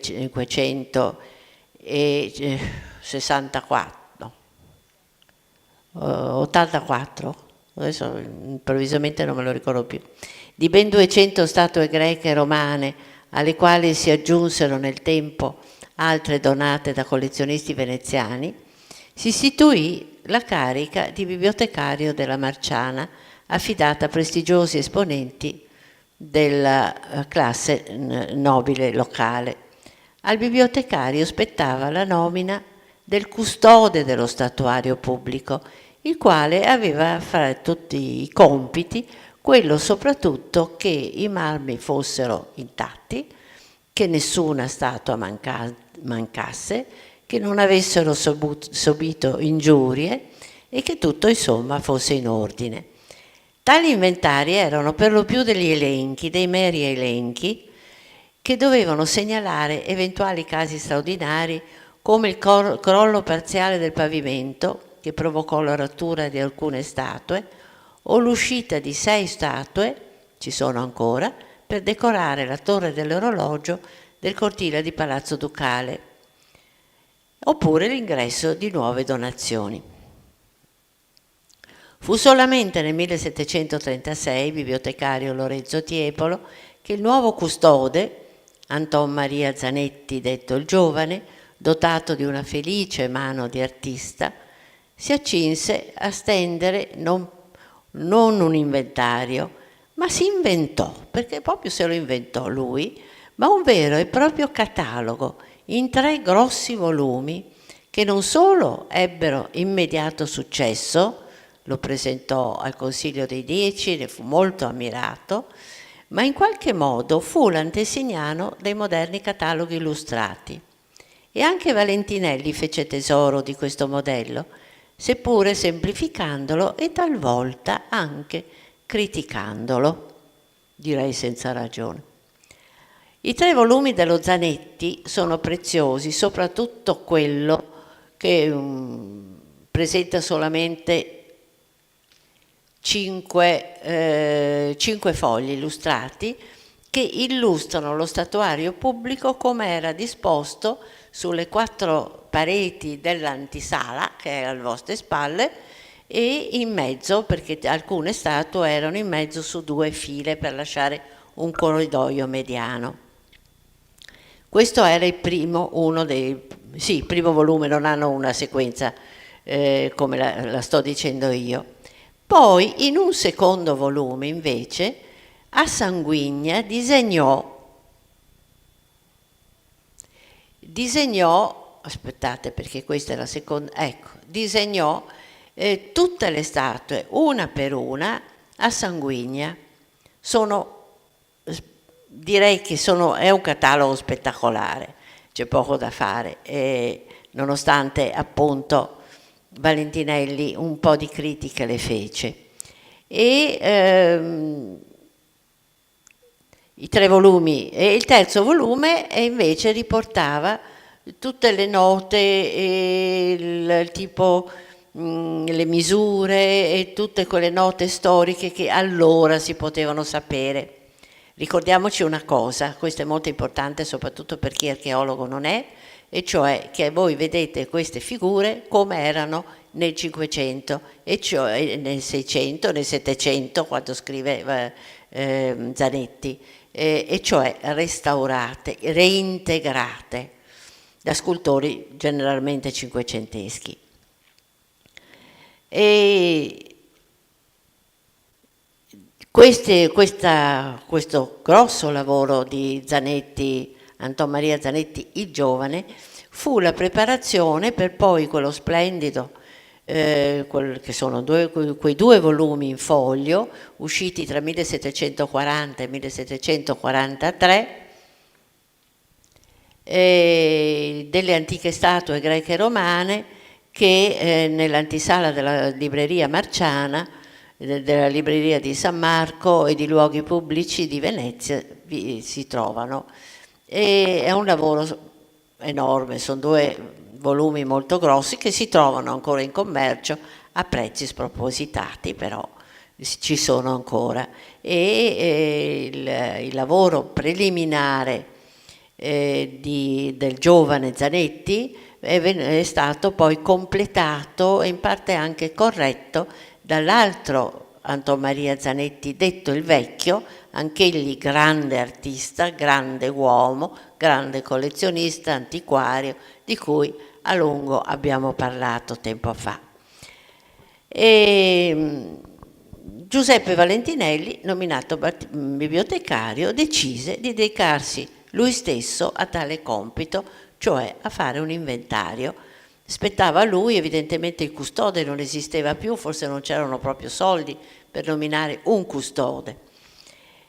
Pensando al suo maestro e predecessore Pietro Bettio, che tanto si era speso per dare una dignitosa collocazione ai marmi dello statuario, già emigrati all'inizio dell'Ottocento in Palazzo Ducale, ma che non avevano ancora trovato una collocazione degna, e penso che di questo si sia parlato questa mattina. Sono finiti poi nelle stanze di proprietà dei dogi. Lo fece dando tutto se stesso, e questo è interessante perché il suo metodo di lavoro, sapete, è qualcosa che ci colpisce, che certamente fu per lui arduo, visto che non aveva preparazione a tale tipo di studi. Lo fece nel modo migliore e più coscienzioso, dedicando al catalogo le prime ore del mattino, cioè lui si alzava all'alba e solo all'alba lavorava a questo catalogo, perché il resto della giornata tornava al suo principale lavoro, che era quello di prefetto della Marciana. Perciò, senza togliere nulla al lavoro di bibliotecario, lui aveva deciso di fare anche un catalogo dei marmi, in un certo senso sulla scia del lavoro dello Zanetti. In mezzo tutti gli altri custodi o non custodi continuavano a fare dei meri elenchi quando entravano nel loro lavoro. Il suo metodo di lavoro fu un metodo particolare. Fin dal 1838, quando era ancora direttore della biblioteca del seminario di Padova, per cui si parla di anni prima, per incrementare il patrimonio librario e per studiare i nuovi metodi che allora cominciavano ad affermarsi per il riordino e l'organizzazione delle biblioteche, ottenne di poter viaggiare in Italia e in Europa. Credo che questo del viaggio, di cui si è già parlato, fosse proprio un suo pallino. Amava molto viaggiare, e voi sapete come si viaggiava in quell'epoca. Non era un viaggio molto agevole, però lui ha viaggiato moltissimo, soprattutto in Germania ovviamente, e in Austria, con lo scopo di visitare biblioteche, musei ed archivi, di stringere relazioni con importanti studiosi e, non ultimo, di acquistare testi di autori classici, di archeologia, di epigrafia e naturalmente di bibliografia. Aveva dunque già preso una notevole conoscenza nel campo delle scienze antiche e poteva contare su preziosi contatti con uomini di cultura, soprattutto tedeschi, vedremo, ma anche francesi come Clairac e Misson, quando cominciò ad affrontare lo studio dei marmi marciani. Anzi, furono proprio costoro a spingerlo a rammodernare l'inventario dello Zanetti, perché egli stesso vi riscontrava alcune pecche, quali le esclusioni, in effetti non ci sono, delle iscrizioni, e la mancanza di dati storici. E qui riteniamo che quella frase rivelatrice che egli stesso giustamente ci dona, e cioè il nebuloso orizzonte dell'archeologia, ha ragione Valentinelli. In quegli anni in cui scriveva, egli si trovava proprio nel bel mezzo di questo nebuloso orizzonte. È vero, Johann Joachim Winckelmann e un po' più tardi Ennio Quirino Visconti avevano già dato un determinante impulso agli studi archeologici, a cui si aggiunsero nel tempo il Brunn, il Gerhard, il Thiersch, il Burckhardt e altri, ai quali ancora oggi dobbiamo molto delle nostre conoscenze e continuiamo a consultarli. Quel periodo del nebuloso orizzonte è infatti quasi esclusivamente di scuola tedesca, e bene fece Valentinelli ad imparare la lingua per muoversi più agevolmente tra Berlino, Dresda, Lipsia, Monaco, Vienna, dove erano i suoi musei preferiti. In realtà, lo dico per inciso, la preponderanza della scuola tedesca nel campo dell'archeologia durò almeno fino a quando entrai io all'università, fine anni 50 del Novecento, pensate, e volli fare la tesi con Carlo Anti, il quale, prima di assegnare la tesi, faceva sostenere a tutti gli aspiranti un esame di tedesco, che consisteva semplicemente nella lettura di una pagina di un libro, che non saprò mai cosa fosse, non saprò mai cosa ho letto, ma evidentemente un po' di tedesco lo sapevo, in qualche modo mi sono arrangiata e fu così che mi laureai in archeologia con Carlo Anti. Ora i testi sono quasi tutti in inglese, ma se uno ha necessità di acquisire nozioni particolari, vi assicuro che ci rivolgiamo ancora ai testi ottocenteschi. Giuseppe Valentinelli, oltre i suoi tanti meriti, ha anche questa capacità di aiutarci a scoprire nuovi spunti di indagine, a vedere i problemi da diversi punti di vista. Non credo di riuscire ad esporli tutti, però leggendo e rileggendo i marmi scolpiti vi assicuro che di spunti ne ho trovati tanti, ma alcuni andrebbero proprio approfonditi. Ho già detto che Valentinelli, pur rispettandolo e difendendolo dalle critiche mosse da Friedrich Tirsch, che veniva sempre molto spesso a Venezia, aveva delle perplessità sull'inventario illustrato di Anton Maria Zanetti. Non aveva però tenuto conto che Zanetti era un artista e perciò qualche piccola libertà, in realtà anche piccola, il giovane Anton Maria poteva prendersela. Non per nulla certi fogli con le sanguigne di alcuni dei marmi dello statuario sono, almeno per me, dei veri e propri capolavori. E se le paragoniamo alle incisioni che troviamo nei marmi scolpiti del Valentinelli, sono decisamente queste ultime ad avere la peggio, nonostante la precisione del tratto nel renderne l'immagine. E qui vi faccio due esempi. L'Ecateion, questa divinità lunare a tre facce, a tre volti, con questo grande polo, e attorniata dalle tre grazie o dalle tre orai, e in mezzo c'è a sinistra la statua, come la vedete, ora non so se a Palazzo Grimani o al Museo Archeologico, ormai ho perso il conto di quello che è da una parte o dall'altra. In mezzo c'è la sanguigna, disegno di Anton Maria Zanetti, il giovane, e a destra c'è invece il disegno che è forse più preciso ma meno affascinante di Valentinelli, che poi la chiama Diana, che in certo qual modo, volendo, non aveva proprio tutti i torti. E poi un altro esempio vi faccio vedere della differenza di questi disegnatori, che poi a sinistra è questa straordinaria testa di divinità di età adrianea, alla quale nel Rinascimento, pensate il gusto bellissimo di avvolgere questo volto, staccato evidentemente da tutto il resto della statua o dal busto, con questo marmo candido e dal velo svolazzante. È veramente impressionante anche vederla. Sulla sinistra vedete la statua originale, al centro il disegno Zanetti, a destra il bruttino disegno Valentinelli. Non era lui l'autore, ma comunque era lui quello che faceva fare i disegni. E forse non dava tanta importanza alle immagini. Lui forse sperava che uno consultasse il suo catalogo davanti all'oggetto, cioè fosse un catalogo che il visitatore poteva portarsi dietro, e perciò si sarebbe trovato di fronte all'originale, perché in realtà le schede del volume dello Zanetti sono 300, mentre le illustrazioni solamente 58, e tra questi nessun originale greco tranne uno che adesso vedremo, e pochissimi ritratti, per esempio, e anche ritratti non proprio.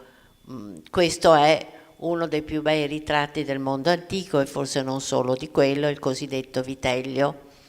La sanguigna dello Zanetti certamente non gli fa onore, e neppure l'incisione dei marmi scolpiti del Valentinelli, che poi c'è anche forse uno sbaglio, un errore di stampa, perché c'è scritto Viteleio, ma forse è un errore di stampa. E perciò io ho voluto fare questi confronti, anche perché, sapete, dovrei fermarmi di più, e in questo caso qui c'è anche un'interpretazione. C'è l'interpretazione intanto che non hanno capito niente dell'opera originale antica. Guardate gli occhi nei due disegni moderni hanno le pupille segnate, guardano, mentre nel ritratto antico lo sguardo si allontana, supera anche lo sguardo degli astanti, diciamo così, è immerso nei suoi pensieri. È un ritratto spettacolare, è di età adrianea, è il volto di un signore di certa importanza, un aspetto severo. A me il cosiddetto Vitello, a parte il fatto che ce n'è almeno 200 copie in giro per il mondo, è una delle sculture antiche più copiate, e direi dal 500 in poi. Lo troviamo in Tiziano, lo troviamo anche in altri pittori del tempo, ma poi in pittura, in scultura, in qualsiasi tipo è stato copiato, qualsiasi tipo di materia è stato copiato e ricopiato. Mi dispiace, ma né lo Zanetti né Valentinelli ne hanno colto l'importanza e la bellezza.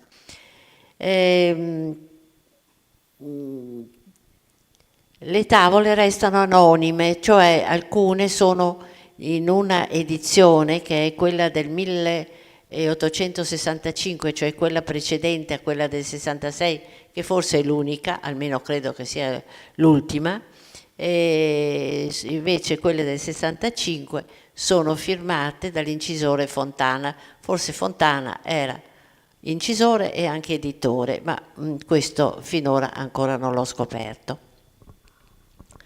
Sia Fontana che Alberghetti, che pubblicherà l'edizione del 66, volevano pubblicare le ricerche di Valentinelli perché capivano che erano importanti. Valentinelli però era restio a pubblicare un volume, tant'è vero che ha fatto tante prima come delle prove. Siccome era socio dell'Istituto Veneto di Scienze e Lettere d'Arti, incominciò col pubblicare le ricerche che stava facendo in vari volumi degli atti dell'Istituto Veneto, e molte pagine. Cominciò a pubblicare una cinquantina di pagine nel 1861-62, più del doppio negli atti dell'anno successivo, un centinaio addirittura negli atti del 1863-64 e in quello seguente altre 50 pagine. Negli ultimi numeri poi vi aggiunge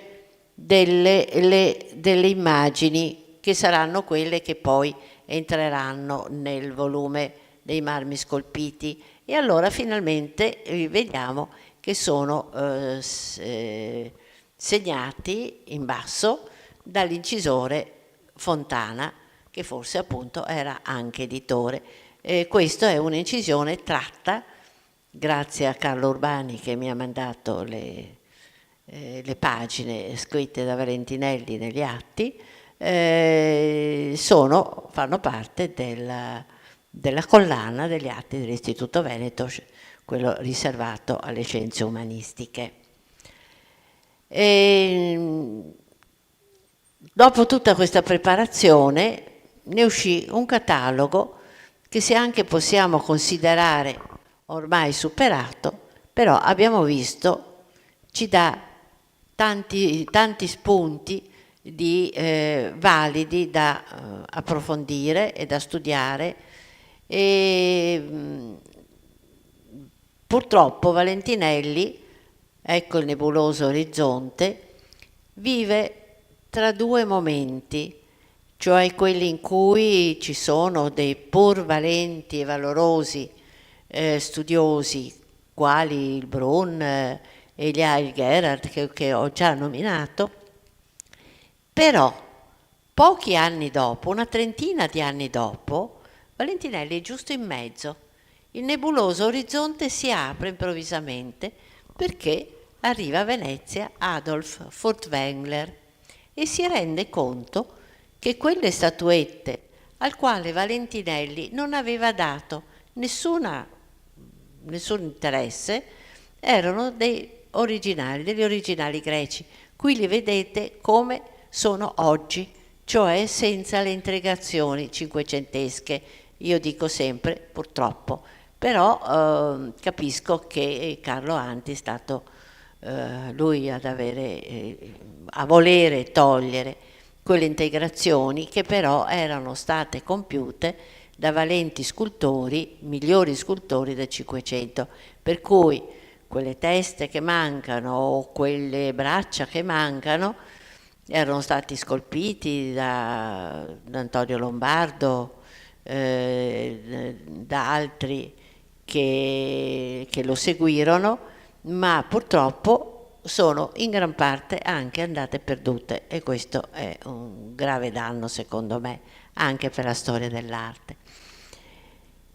Ecco, questo nebuloso orizzonte si svela proprio perché lui stesso riconosce che c'è qualcosa che manca, che queste sculture non avevano ancora un ben definito posizione nella storia dell'arte greca e romana. Sarà appunto il Furtwängler a riconoscere la grecità e allora si comincerà a porsi quel problema degli originali e delle copie romane da originali greci e allora ecco che così si allarga anche e l'archeologia diventa veramente scienza. Prima era un grande, venivano considerate quasi tutte greche, anche quelle che greche non erano e perciò vi era, non voglio dire grande confusione, però è solo dalla fine dell'Ottocento in poi che ci si può incominciare a rendere conto della loro collocazione in precisi punti cronologici e anche da dove potevano provenire.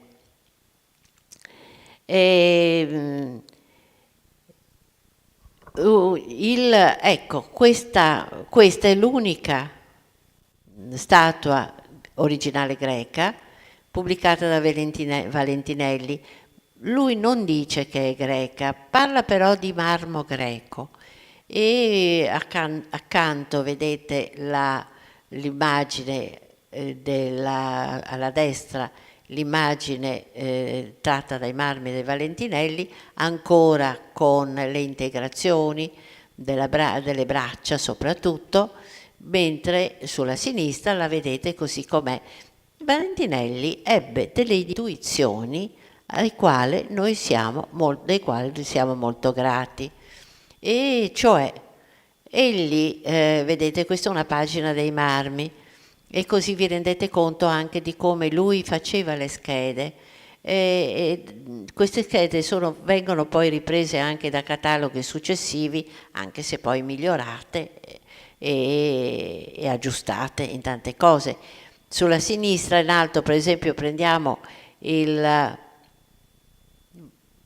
cos'è la testa? No, quella sopra. Ecco, testa muliebre, non ci vedo tanto bene. E sulla sinistra mette le misure, però mette solo l'altezza, che per una scultura non è che abbia tanto valore. Sulla destra invece mette la provenienza e questo è molto interessante. A volte la provenienza o la data di entrata nel museo sono errate, però bisognerà aspettare un secolo perché vengono presi in mano tutti gli inventari e si cominciasse, sapete, la storia dello statuario, vi dicevo che ha più di 700 anni, ma continua anche lo spostamento delle statue veramente, sono statue ormai diventate viaggianti. Ecco, invece sotto vedete la scheda della Minerva, che è quella che noi abbiamo appena visto. E lui dice che è di marmo greco, e però incomincia a introdurre note, vedete le note a pie pagina, lui cita il Clarac, cita il Misson, cita altri autori, soprattutto i tedeschi, ne riporta le parole, per cui fa le cose molto per bene e fa dei confronti. Qui fa confronti con lui la chiama Minerva, in realtà è un'Atena, con una statua dei Musei Vaticani, e poi soprattutto riconosce che la testa che era stata tolta perché si pensava che non fosse la sua era, ed è riconosciuta ancora oggi, come effettivamente appartenente alla statua, per cui delle intuizioni Valentinelli le ha avute, e di questo lui siamo molto grati.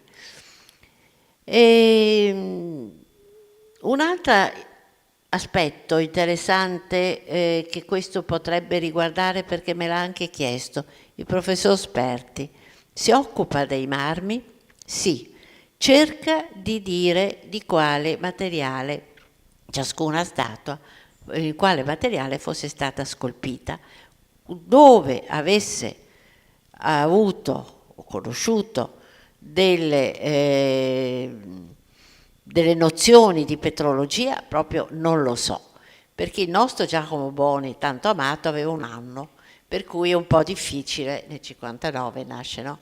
Per cui comincia a lavorare nel 60 Valentinelli, e Boni non c'entra per niente, una volta tanto. E invece, forse proprio pensando a Boni, vuol dire che prima di Boni c'era già molta gente che, lavorando a San Marco o lavorando sui marmi, tanti marmi veneziani, una certa conoscenza se l'era fatta. Per cui è evidente che Valentinelli, non solo dei vari grandi archeologi tedeschi o austriaci o francesi, si è servito anche di conoscitori locali. Perciò ho preso questa scheda perché un po' raccoglie un po' tutto, raccoglie il marmo, raccoglie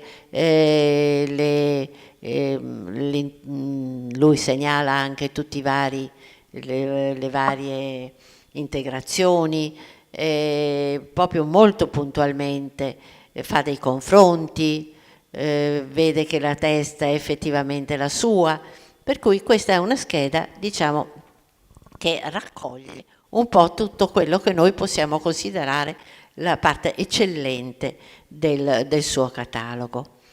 E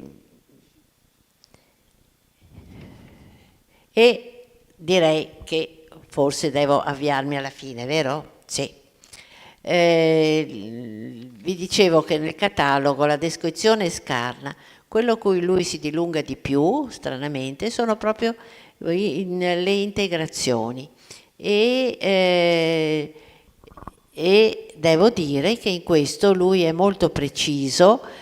Purtroppo queste integrazioni, come vi ho detto, sono state tolte, completavano la statua anche se non in modo corretto, però dimostravano anche la volontà di cercare di capire di che statua si trattasse, e cioè già un inizio di studio di iconologia, ma questo riguarda tempo prima.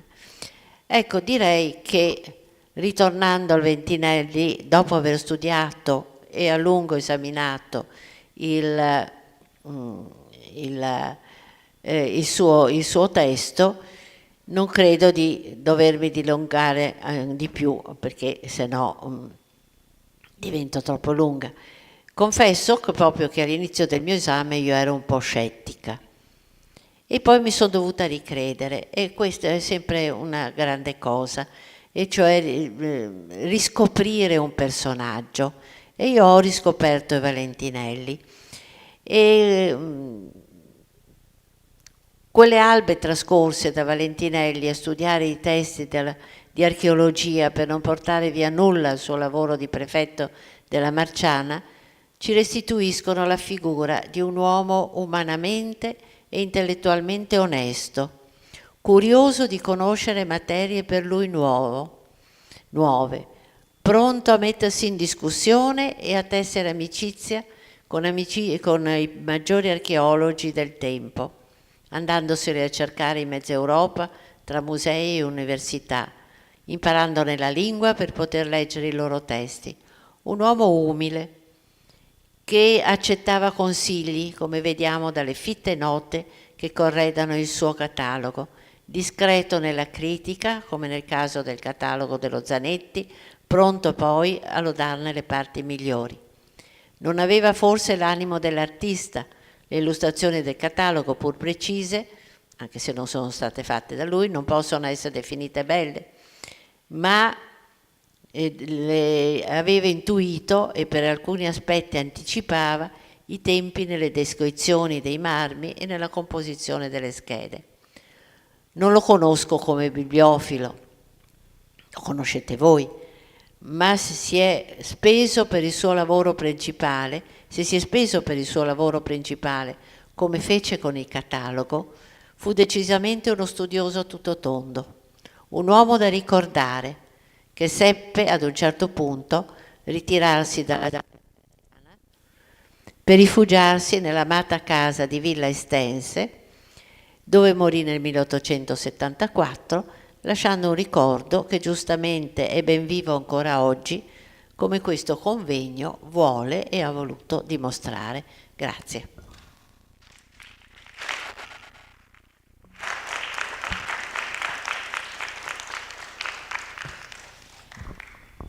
Ringraziamo la professoressa Favaretto di questa bellissima lezione che ha intessuto le trame dell'intera giornata, toccando tutti i punti che sono stati affrontati. Abbiamo proprio alcuni minuti per curiosità, commenti, qualche dubbio, sollecitazione. Devo dire che in modo limpido, profondo e chiaro, come sempre è l'eloquio e lo scritto della professoressa Favaretto, ha tenuto veramente assieme tutti i punti che sono stati oggi presentati con approfondimenti appunto nell'opera di redattore del catalogo della Biblioteca Nazionale Marciana, di viaggiatore in cerca di relazioni che potessero arricchire le sue conoscenze, poi sempre spese per il patrimonio della Marciana. Per cui ecco, nel ringraziare ancora la professoressa Favaretto abbiamo una piccola sorpresa, un omaggio per lei da parte nostra e da parte della Biblioteca Marciana.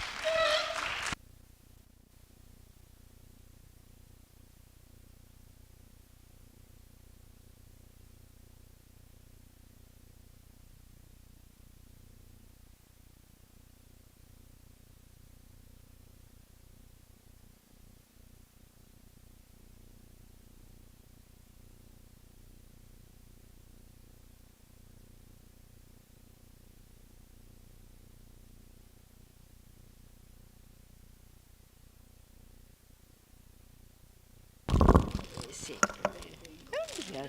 tengo io. Ma io intanto ringrazio molto il dottor Trovato, intanto per primo, ma tutti voi anche di avermi ascoltato. Sapete, quando io affronto un qualche cosa, dico, beh, insomma non ci sarà molto da dire, però invece, e questo posso fare la maestra, ho quasi 90 anni, posso farla, un altro anno ho 90 anni, quest'anno ancora no. Ecco, una cosa, andate a fondo delle cose voi giovani, più giovani intendo, e ne scoprite sempre di più, perché se io adesso dovessi riprendere in mano, non lo faccio, il Valentinelli, ne avrei ancora altre, perché qualcosa vi porta a scoprire altre cose, vi porta per esempio, io vorrei andarmi a vedere tutti sti elenchi dei vari custodi della Marciana, se effettivamente erano veramente solo degli elenchi o se invece davano anche delle idee, ricostruire un po' anche tutta quella parte che noi conosciamo così poco. Noi abbiamo studiato i Grimani, vi assicuro, incominciando dagli anni '80. Pensate quanto tempo abbiamo studiato i Grimani e non abbiamo ancora finito, perché poi ai Grimani si aggiungono tanti altri, di cui abbiamo parlato anche di recente, del Weber e di altri che... Il bello della ricerca è questa, che non è mai finita. Una piccola ricerca ne apre un'altra. Questa è la cosa bella del nostro lavoro, avere curiosità sempre. Non sto facendo prediche, ma vi dico quello che ho fatto io, cioè avere sempre la curiosità di andare a scoprire un'altra cosa perché vi è stata suggerita. Valentinelli non pensavo, mi ha suggerito tante cose che non vi ho detto perché vedevo che il tempo correva e corre anche adesso, e perciò vi ringrazio di essere stati qui, vi ringrazio di avermi ascoltato, mi scuso di essere stata un po' lunga, vi ringrazio, hanno un profumo meraviglioso soprattutto, che a me piace molto, e ringrazio, basta, finita.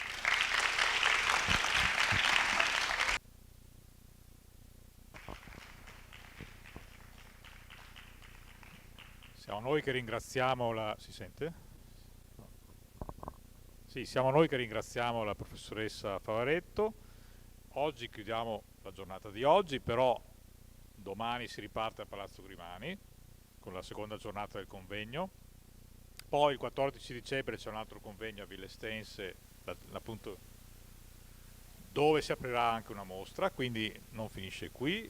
Il bello di queste iniziative è che sono tanti enti, tante università, la biblioteca, il comune di Villa Estense e così via, tanti istituti associati, e soprattutto, l'avevo detto anche prima, visto che ci sono tanti giovani, studiate nelle biblioteche, studiate negli archivi, chissà cosa scoprirete, magari farete scoperte fondamentali di cui ancora adesso non avete idea.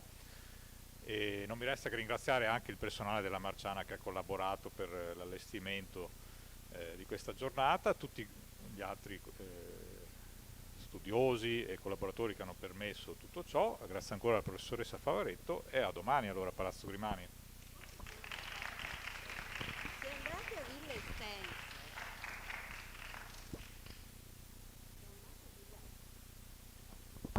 Se andate a Villa Estense, lì hanno conservato una bozza, la vedete? Si vede? Sì. Una bozza per un monumento in onore di Giuseppe Valentinelli, e evidentemente non l'hanno mai fatta. Però magari informatevi, perché io non credo che verrò a Villa Estense, ma può darsi benissimo che non ci sia solamente questa bozza, ma anche qualche altra cosa. Una tesi di laurea per i giovani? No. Una tesi di laurea per i giovani sul monumento a Giuseppe Valentinelli, quando è stato iniziato, perché è stato sospeso e così via. Si può fare? Sentiamo. No, magari i giovani, qualcuno di questi giovani farà una tesi di laurea e lo sapremo. Grazie ancora, grazie, buona giornata.